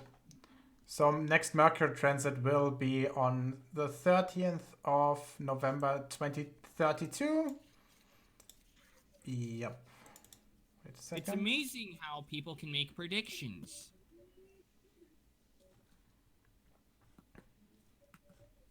And you know what? In 2032, we'll be able to test that prediction and where the path is predicted to be. So, MultiT0mt0m, it seems as if predictions are a thing. And you know what? Baryon does have a very good question. If this black sun really is a thing, why hasn't it ever occulted any other stellar bodies? So, by the way, let's see. Take a look at Black that. body causes both the solar eclipse and transits, so it can shift its size via some unknown property. So, not only are you asserting there's a black body there that manages to not occult any other body in the solar system, like, say, Mercury when it's out, not transiting, but you're also claiming that it can change size at will based on the time and what appears to be doing the transiting or eclipsing. Is that what I hear? By the way, you should be able to see me simulating the transit currently. Backwards in time. Oh, it's shut off floor. There we go. So the location I have set is, I think, somewhere in the northern Atlantic at the moment. Well, west coast of France, but whatever. The solar eclipses occur at near the equator. Ooh. Now, that's something we can easily debunk just by looking at past solar eclipses. Yeah, wait, Yeah. I can show you one right now. So, let's just go for Augsburg, Germany. On, let's just see, that was 11th of August, 1999. That's the one I actually saw. Well, almost. Fuck's sake. What about the Great American solar eclipse that was almost 3 years ago now? Or the one I got to see. Asterex is pointing out that next year there will be one in Antarctica. You can't really get any further from the equator than that. Well, there's another one coming up soon in the Arctic as well. So take a look at that. Wait.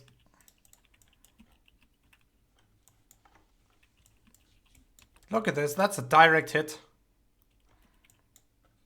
Yeah.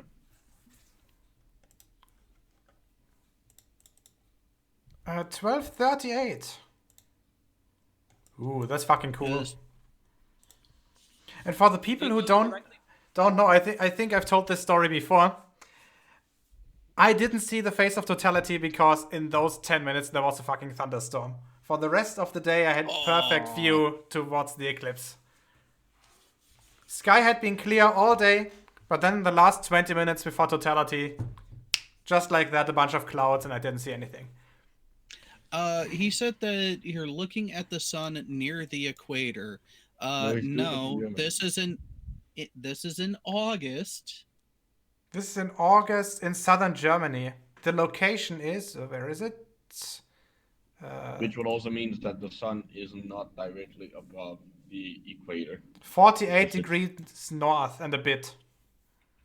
Well, even if you were standing on the equator, And at Astrorex in the side chat, I was actually too young to understand what I was witnessing. I was like 5.5. So I obviously I understood what I was seeing, but I didn't understand how rare this occurrence is. So fucking annoying as fucking something and fucking shit. Well, if you had seen it now, you'd just be annoyed now that you couldn't really remember it. Yep. I mean, that's fucking cool, isn't it?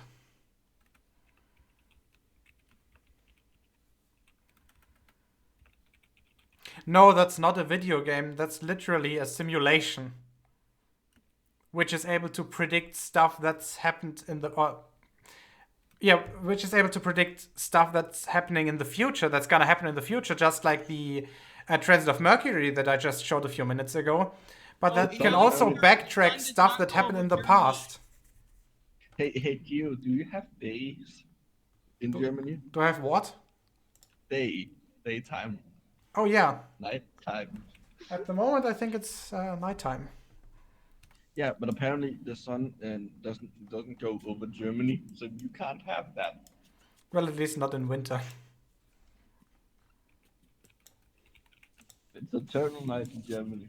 Always night.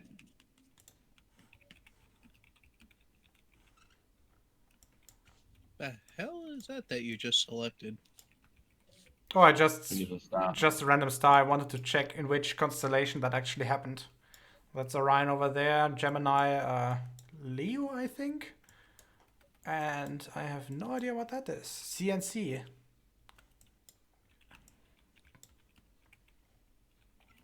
Whatever.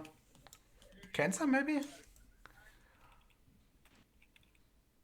I mean, this. Wait, I mean, think we I can are activate. talking about a. There we go. we are Yep. talking about a. Crap. Cancer, whatever. Damn it! I wanted to make it. We are talking about something related to a MultiT0mt0m video. So, yeah. Okay, going back to the video. To a different kind of cancer. Okay, so a person walks into a doctor's office. The doctor asks, "Hey, what's your zodiacal sign?" The patient says, "Cancer." Then the doctor says, "What a fucking coincidence." You have HIV. Okay, I'll give you a couple of minutes to laugh it off. Laugh as much as you want. So let's go to timeanddate.com, the gatekeepers of the heliocentric model. And Pause.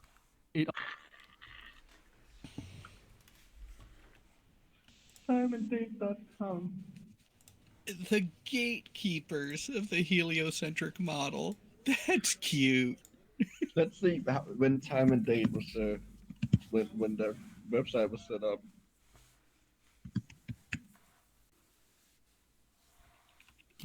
Do all this. I mean, this is seriously fucking stupid. TomTom. Because again, Time Well, and Date yeah, it's a TomTom video. doesn't do anything that the program that I just showed, Stellarium, doesn't do anyway. They literally do the same thing. They both predict the positions of celestial objects. Just same results, a different graphical user interface, basically.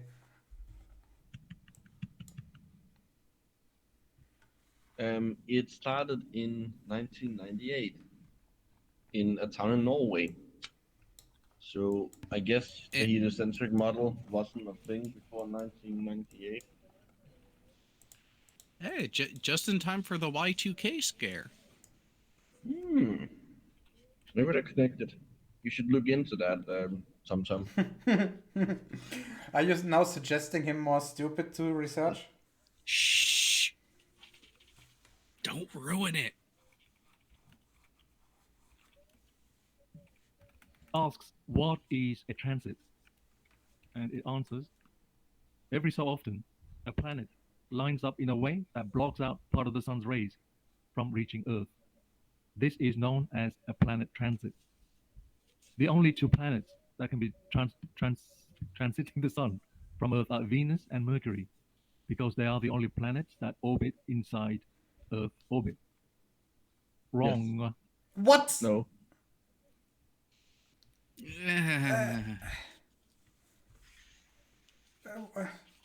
Okay, what is he gonna claim now? Is he gonna claim that there are more planets inside Earth's orbit? Or is he gonna No. claim that those two planets cannot eclipse the sun?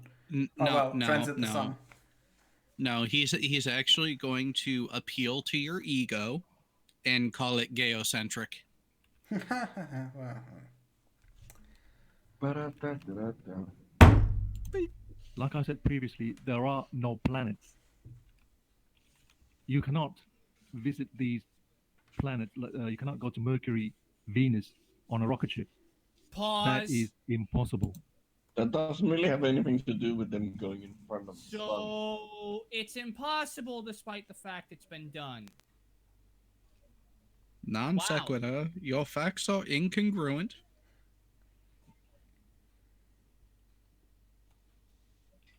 No, So no, here's the Cleaver, thing. we're not playing D&D.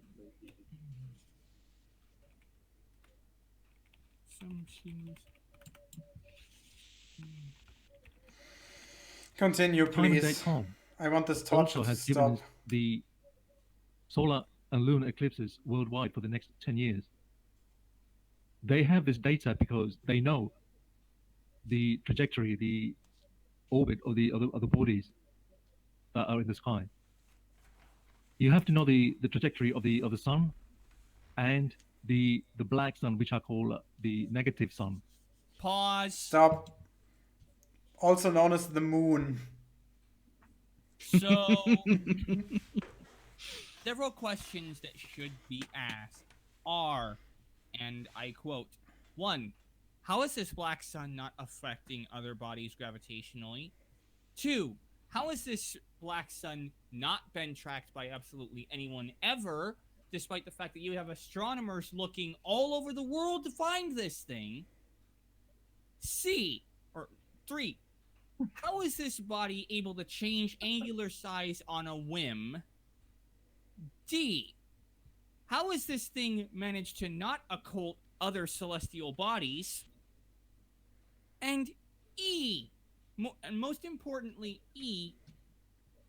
How is this thing doing its thing anyway? How is it completely all black? Why is it not reflecting light? You forgot one. You actually forgot the most important one. F. Why is it behaving in such a way that looks like it's just the moon? Like Yeah, why it is has the always same. It lining has the up same with all those orbit. Why is it always lining up with all the celestial bodies?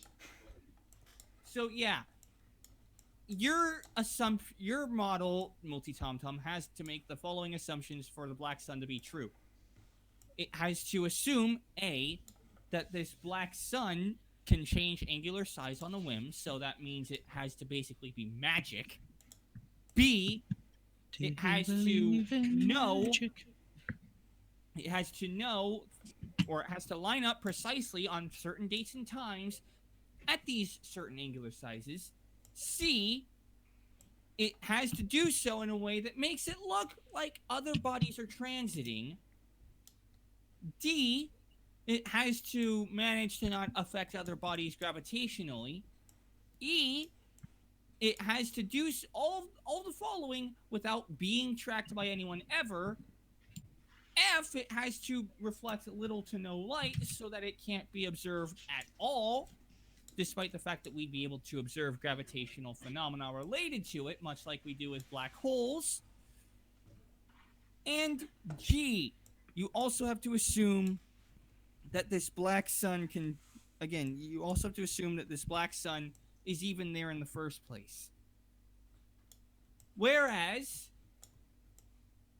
on our model, we only have to make the following 2 assumptions. A, solid objects cast shadows, and B, smaller objects will be more gravitationally attracted to larger objects than the reverse. I think what we can conclude here is that TomTom needs to stop listening to Soundgarden. We can also use Occam's razor, Thank you. which, and basically MultiT0mt0m. Oh, Occam wants to talk to you. It's about a certain razor. Tornado, you need to get a little more culture because you missed a wonderful reference. Oh? Oh, it's fine.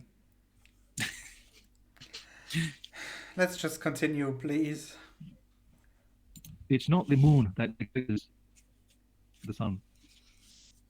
Nor is it planet Mercury or Venus that transits the sun.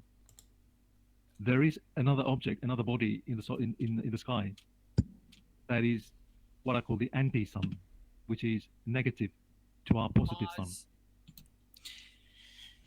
And this body just happens to line up with the orbital paths and timing of the moon, Venus, and Mercury, and just happens to fit the relative size, the apparent size of each of those objects just at the perfect time to give the illusion that it is the Mercury, Venus, and the moon. And by the way, the whole thing about the moon not being the cause of total solar eclipse, I have to go back to the 2017 eclipse and call bullshit, because I was there when footage was filmed, and guess what we got? We got Earthshine to actually show that it was the moon in front of the sun. If you go out into a negative sun and like if you sunbathe under the negative sun, do you then become less tan? You mean, wait, I think I got it. There we go. That's footage from Soundly, from his eclipse back then, which I actually overlined with some of the features of the moon. Oh, nice. And guess what? It fucking fits. So, MultiT0mt0m is lying. You know, MultiT0mt0m, for someone who says you care about the truth, you seem to be telling an awful lot of lies. By the way, epilepsy warning. Because you're a serial liar? That's a bit late at you. Also, it isn't flashing that quickly. Well, do you think that a certain percentage of my viewers are now seizuring on the floor in front of their computers? If you're doing that, type 1 in the chat. How could they type if... for fuck's sake. That's a joke, you idiot. So yeah, the object that covers the sun during a solar eclipse is the moon. The moon. So MultiT0mt0m also apparently denies the Holocaust. Oh, for crying Yeah, out loud. nothing new. Okay. Denying that...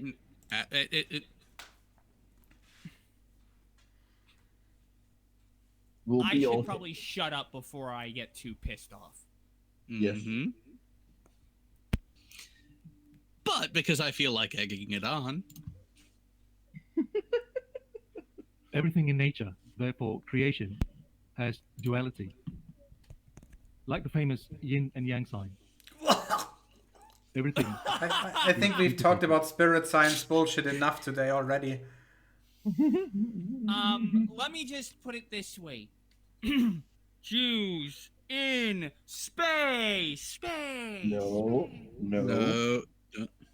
They're time-traveling Hebrews. See, what you Jared, have here... do you remember the joke that I made earlier? I don't want to repeat it. You know which one I'm talking about? Yes. The one about Jupiter. Yeah. That's a little bit of a foreshadowing now, isn't it? Yes, it is. Yes, it is. And Foreshadowing. Shut. Yeah, we get it. Man, woman, negative, positive, black, white. whoa. False dichotomy. No. I mean, it is. But... Hang on. Tom, just how much do you hate women? The answer is yes. Wait, he hates women? Did you not hear the words he was saying? He was talking about it as a dichotomy. Positive, negative. Man, woman. No, he said... No, I believe the exact words he said were man, woman, negative, positive. Daytime, nighttime. Sexy. The negative sun is made out of chocolate cake. Well, you know, MultiT0mt0m, that doesn't sound a bit surprising, honestly.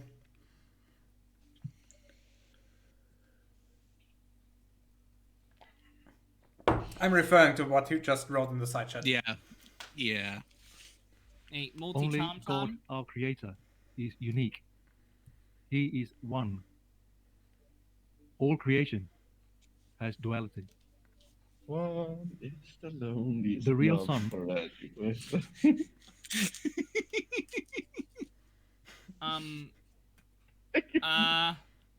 Yeah, that I can already tell you what's wrong with this picture, MultiT0mt0m.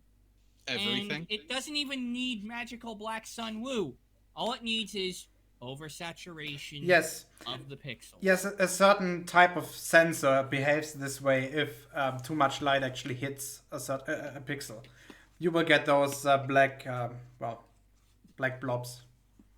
And Notice how also, notice how the reflection also is black. And same with the reflection on the truck. So is MultiT0mt0m going to assert that there are multiple black suns? Well, here's the thing, TomTom. You're not far off, because if you use an actual solar filter, you will see that the actual mass of the sun is not as large as what you see in many images. Why? Because there's this thing called glare. Glare! It's glaringly obvious. So, MultiT0mt0m, your claim of that's the real sun? Yeah, that's the real sun. But it's got lots of glare, and there's lots of pixel issues. The pixels are being oversaturated. So, you see, there's only one assumption we need to make here, that pixels can be oversaturated on certain kinds of sensors. Versus your thing of, oh, the sun can be massively bigger than we observe in reality, and there's also a black Actually, sun. wait a second. I got a nice challenge for MultiT0mt0m here. MultiT0mt0m, try to capture that black sun with the film camera. No, read what he just wrote. Wait. We are looking at... Unlit. Bullshit. Bullshit. Oh dear. Oh, for fuck's sake. Oh no. Unlit side of the sun. So God is making a fucked up light bulb because he's just bad at it, I guess? No, he's bored. No, God is a dick. So, despite the fact that we know full well what causes that kind of an image, despite the fact that the reflection on there has exactly the same blackness there as the reflection off the truck and the sun itself, cluing in that it's not unlit, it's just overpowering the sensor. Well, You're going to say that that's the unlit side of the sun. We can see the stuff in the image. Like, if we're looking at the unlit side, there shouldn't be any light coming to the earth. It should be nice. Despite the fact that we see this massive bunch of glare around what is supposed to be the unlit side. Also, what about the shadow? Sorry, not shadow, but the glare on the bottom, on the reflection. Does he literally think that this thing is irradiating something like antiphotons that make everything dark? Oh, told you the sun only lights up one side, the side we see? Wait, and then you're going about claiming that that black spot out there is the unlit side of the sun. How are we seeing that if it's turned away from us? Also, how do you know that the other... Tom, you're invoking that the unlit side of the sun can cast light, therefore it shouldn't be unlit. Also, how does he know that the other side, like, if the sun is always facing... If the lit side of the sun is always facing as if us... you're contradicting yourself. If the lit side of the sun is always facing us, then how does he know that there is an unlit side? It's almost as if he's contradicting himself. He's just making up shit. Yeah, again, MultiT0mt0m, I have a challenge for you. Take an analog camera, a film camera, and go anywhere and try to photograph this black thing. And of course, when we were bringing all of that up, he said, "Told you, swine eaters, told you, swine eaters wouldn't understand." Bacon. Pigs are fucking delicious. So he's now performing an ad hominem. Not only in So- like bacon form, but also in sausage form. Even the waste parts are delicious. You like pig sausage? I know where this is going, and yes, I do. Moving on. Are you really sure you know where this is going? The pig certainly wasn't. Oh, it's not a CMOS sensor problem, despite the. Oh, he's making an assertion. It's not a CMOS sensor problem, despite the fact that it's only seen on CMOS sensors. Don't do Who it, said Jared. it's CMOS anyway. Basically, Don't do what? I fucking hate your soundboard. Yeah, because the D was surprisingly large. Yeah, because the D was. So, MultiT0mt0m, you made an assertion that it's a black sun, and then when you are challenged on that assertion, you also say that's not a CMOS sensor problem, despite the fact that none of us said it was a CMOS sensor. Wait, Jared. Yeah, it was specifically said analog. 6 minutes 59.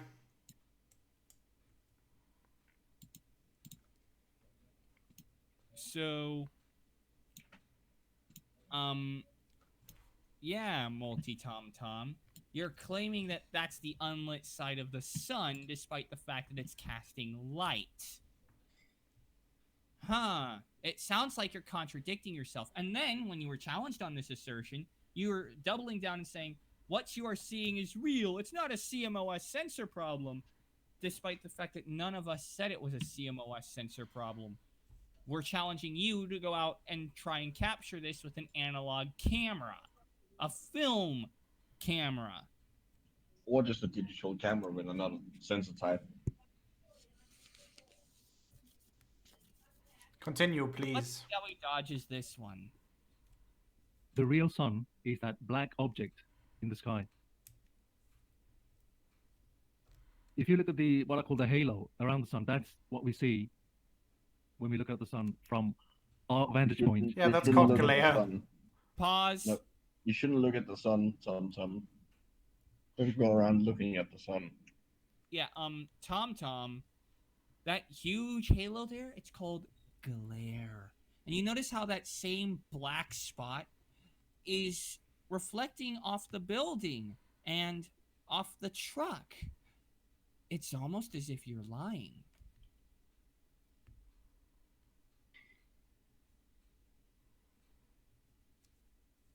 This footage is filmed from the Antarctic. This is actually footage from Casey Station in Antarctic. And that black object is the real sun, the actual sun. And that Pause. halo. The halo is what is referred to as glare. The black spot on there, sure, you're right in that it's the actual sun, but you're wrong in why it's black. Because the sensors are being overexposed, and you see this black spot on the building, reflecting off the building, and also reflecting off the truck. Which goes a long way to showing that it's not the problem with the sun. It's something to do with sensor overload. And then you're saying, you can't handle the truth. No. You're simply asserting something and then claiming it's the truth without providing anything to back it up. I'm going to invoke Hitchens Razor and dismiss your claim that this black sun even exists without evidence. Continue. That bright spot around it is what we actually see when we look at the sun from the northern hemisphere, or where the majority of humans live. So what are people who live in the southern hemisphere looking at?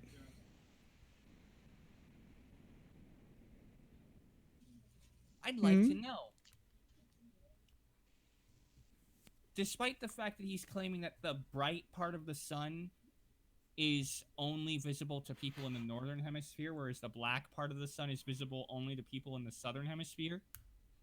So he's claiming that the unlit side of the sun casts light, and he's claiming that it's real, and he's claiming that it's not sensor overload.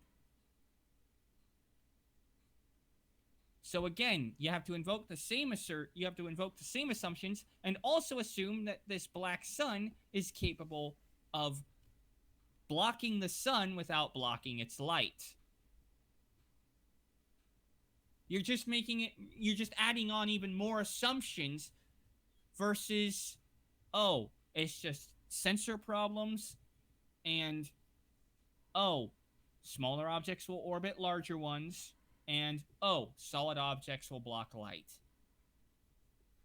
That's the only 3 assumptions needed for us to explain what we're seeing, versus your at least 10 assumptions that you have to add in there to explain it the way you want to see. Oh, sensor overload. Cuts out the light intensity to save the sensor. And this is from John Rapp. And of course, MultiT0mt0m says, wrong, John Crap. So he's ad hominiming. Nah, he's just being a dick. Piece of footage from timeand.com. Yeah, you're where doing they it wrong. changed It smashed that like button. transit of Mercury, which is not Mercury, on 11th and 12th of November 2019. You must remember and understand that the sun is going towards the Tropic of Capricorn, so it is further away when we look at it from the northern hemisphere. No. It is going. Technically not wrong, but not at any distance that would be significant. Yeah. Like the variations in their Earth's orbit is a much bigger distance. Yeah.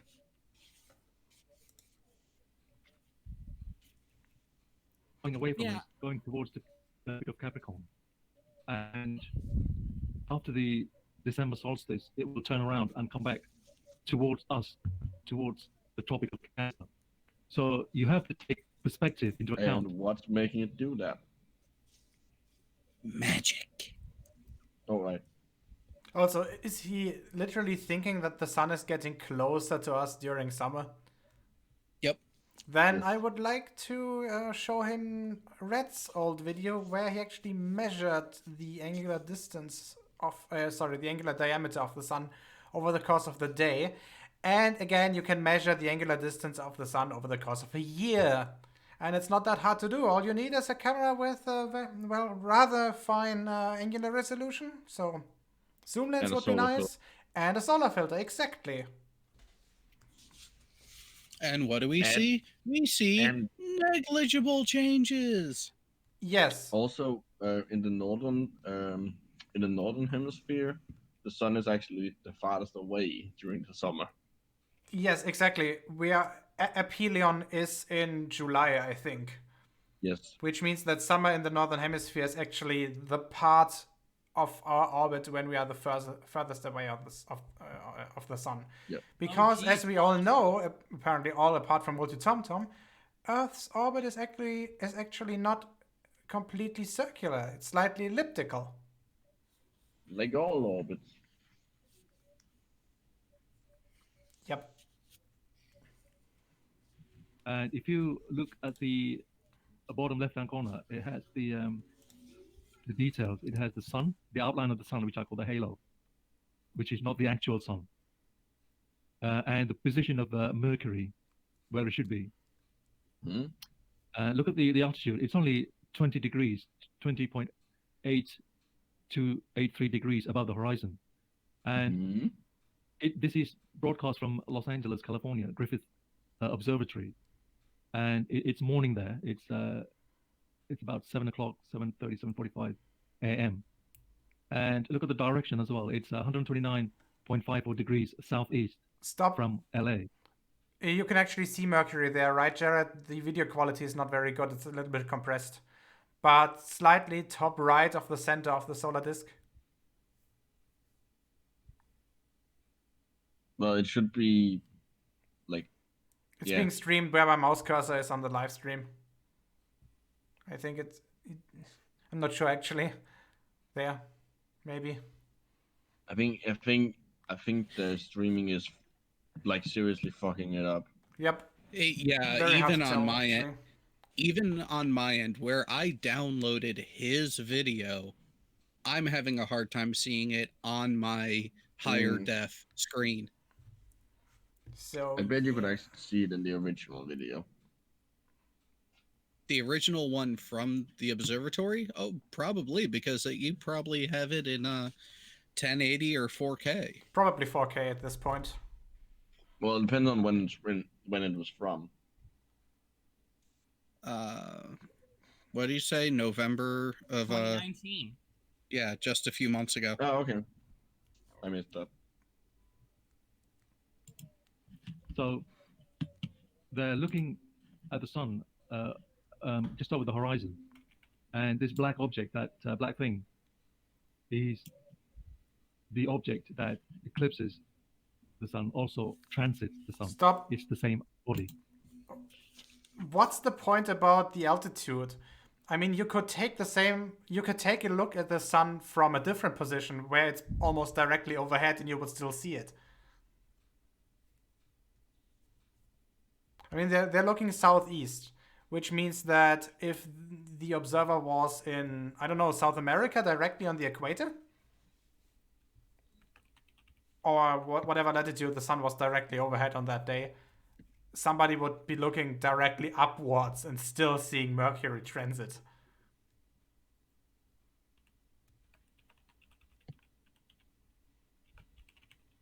So again, what's your point, MultiT0mt0m, about the altitude? I just don't get it. Bullshit. Okay, MultiT0mt0m. Let's go to Stellarium. Would you hang on? Yeah, when you're pulling that up, let's go with a massive transit. Go ahead and No, I'm gonna take that one, Mercury transit. So 20. I just want to get the exact time and date. No, November 11th, 2019. Okay, so let's go to Los Angeles. Los Angeles, United States. Time 2019, November 11th. Okay, let's zoom into the sun. Then let's search for Mercury. MultiT0mt0m is fucking There it is. Okay. Oopsie. So let's center on that one. Let's go back a little bit. Oh, for fuck's sake. Center. There we go. Okay, so approximately the center would be at 748. And now let's switch our position. Is this... Okay. Pause. Can I pause this? No, I can't. And let's go, for example, to... So they are looking... What's the direction here? Southeast, I think we said. Southeast, yes. S-O means Südost in German, which means southeast. So let's go, for example, to there. That's not exactly near the horizon. So the sun should be pretty much directly overhead. Actually, let me switch on that. So we are still about 20 degrees off. So this was during November. Obviously, we have to go to the southern hemisphere. And as you can see, oh, that was pretty good, actually. So in Brazil, at that point in time, take a look at that. The sun is directly overhead. And there's Mercury. That's almost in the zenith, like less than, what, 5 degrees or so off? Wait, is that 5 or 10? Wait, that is... It's basically 89, up. that's 88. That's 2 degrees off of zenith. That's directly overhead. MultiT0mt0m says, "You guys are so stupid, it's unbelievable." I In mean, other words, MultiT0mt0m is Like- claiming that And So yet, 40 here we meters. are showing where your claim about transits only taking place near the horizon to be full of shit. So again, I would almost. that is the same transit as seen from Los Angeles at literally a few seconds later. So, and that's now at 87 because I reset the location slightly. But again, there it is. Mercury transiting the sun.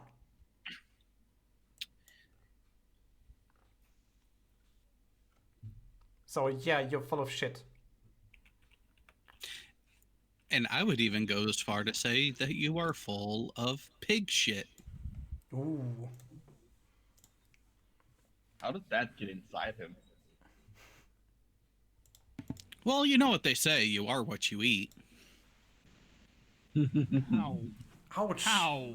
Hold on, but if he ate pig shit, and wouldn't it then turn into human shit? Like, When is it he still- excretes it, yes, but not when he is ingesting it. But if So he it's only turns the into what he stomach that's eats, full of it. wouldn't that make him a pig, and therefore make his pig shit squared?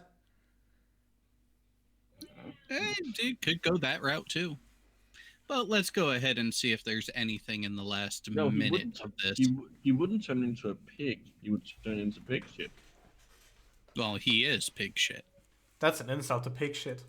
At least pig shit can be useful for fertilization. In other words, MultiT0mt0m, when you're refuted, you go to insults. Shocking. It depends on the time of year and its transit, its trajectory, where it is in the sky. And these people, they have calculated, they know the minute details of where these bodies should be. This is how they predict Stop. solar. What? Now he's saying in the chat, add homosexualism. I think he means homosexuality. No. Homosexualism is not a word. No, And- he's meaning this in the way as ad hominem, but with queers, I guess. It's supposed to be a crappy argument. Tom, stop talking about yourself, please. Eclipses. That's an insult to gay people. etc. This is not rocket science, people. This is logic. You're right. It's not rocket science. It's orbital mechanics, It's called- and you still get it wrong. Orbital mechanics and it's- simple geometry in this case. I mean, it's vaguely related.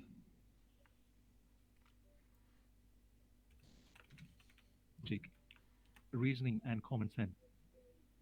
There is no heliocentric model. So Stop! We have to provide. Stop! Even if the heliocentric model was false, the model itself would still exist. No. If something's not true, it disappears. That's why you can not. All movies are actually true, otherwise they wouldn't exist.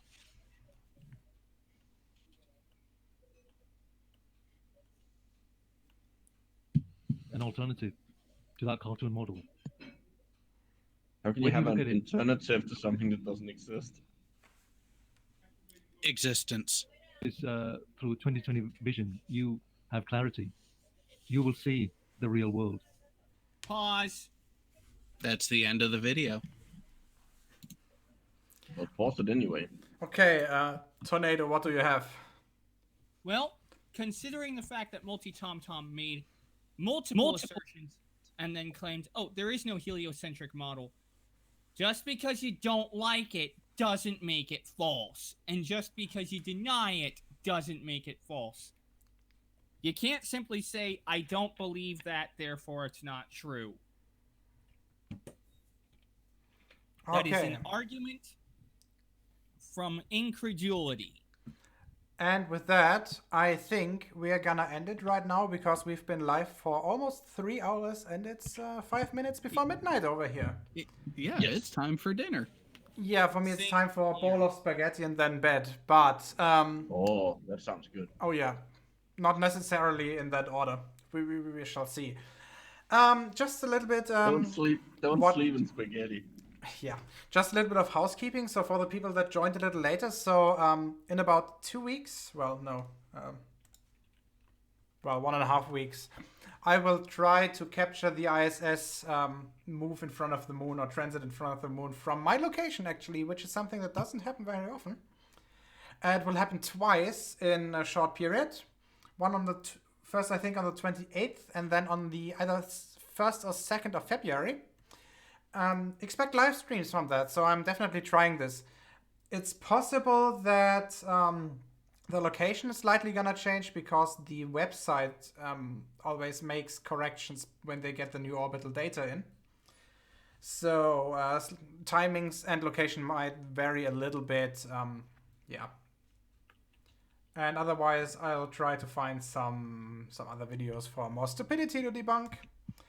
And with that, we're gonna do it the good old Rhetoric's way. So, Rumpus, are you still here?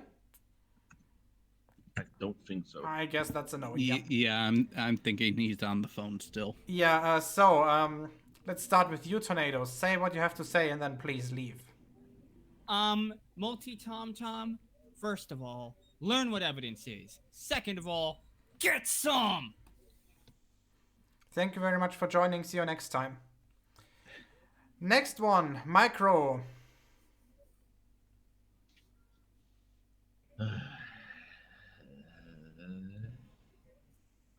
That's about it. Okay, that is a very that's good summary. That's my feelings toward this. See ya. Bye. Last but not least, Jared, obviously you have to stay because otherwise I'll just have awkward silence for the last few minutes or seconds of stream. Say what you got to say and then stay. Oh, Tommy boy. You know, I'm going to do something far more enjoyable and far more fulfilling here after the stream ends. I'm going to go eat a pork loin. Ooh, nice. I had spare ribs yesterday. Fucking delicious. Nice. I actually had some cheddar and bacon-infused knockwurst. Nice.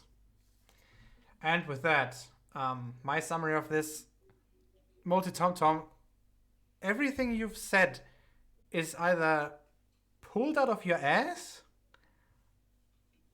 or it's demonstrably false. You either make claims that are not supported by any evidence, or you make claims that are already debunked because of evidence. And with that, I'm gonna end it right here. Thank you very much for watching. See you next time. Like, share, and subscribe, or don't, depending on what you like. Press that upvote button or the downvote button, depending on your likings. Please press that upvote button. I'm craving for attention. And see you next time. Thank you very much, and goodbye.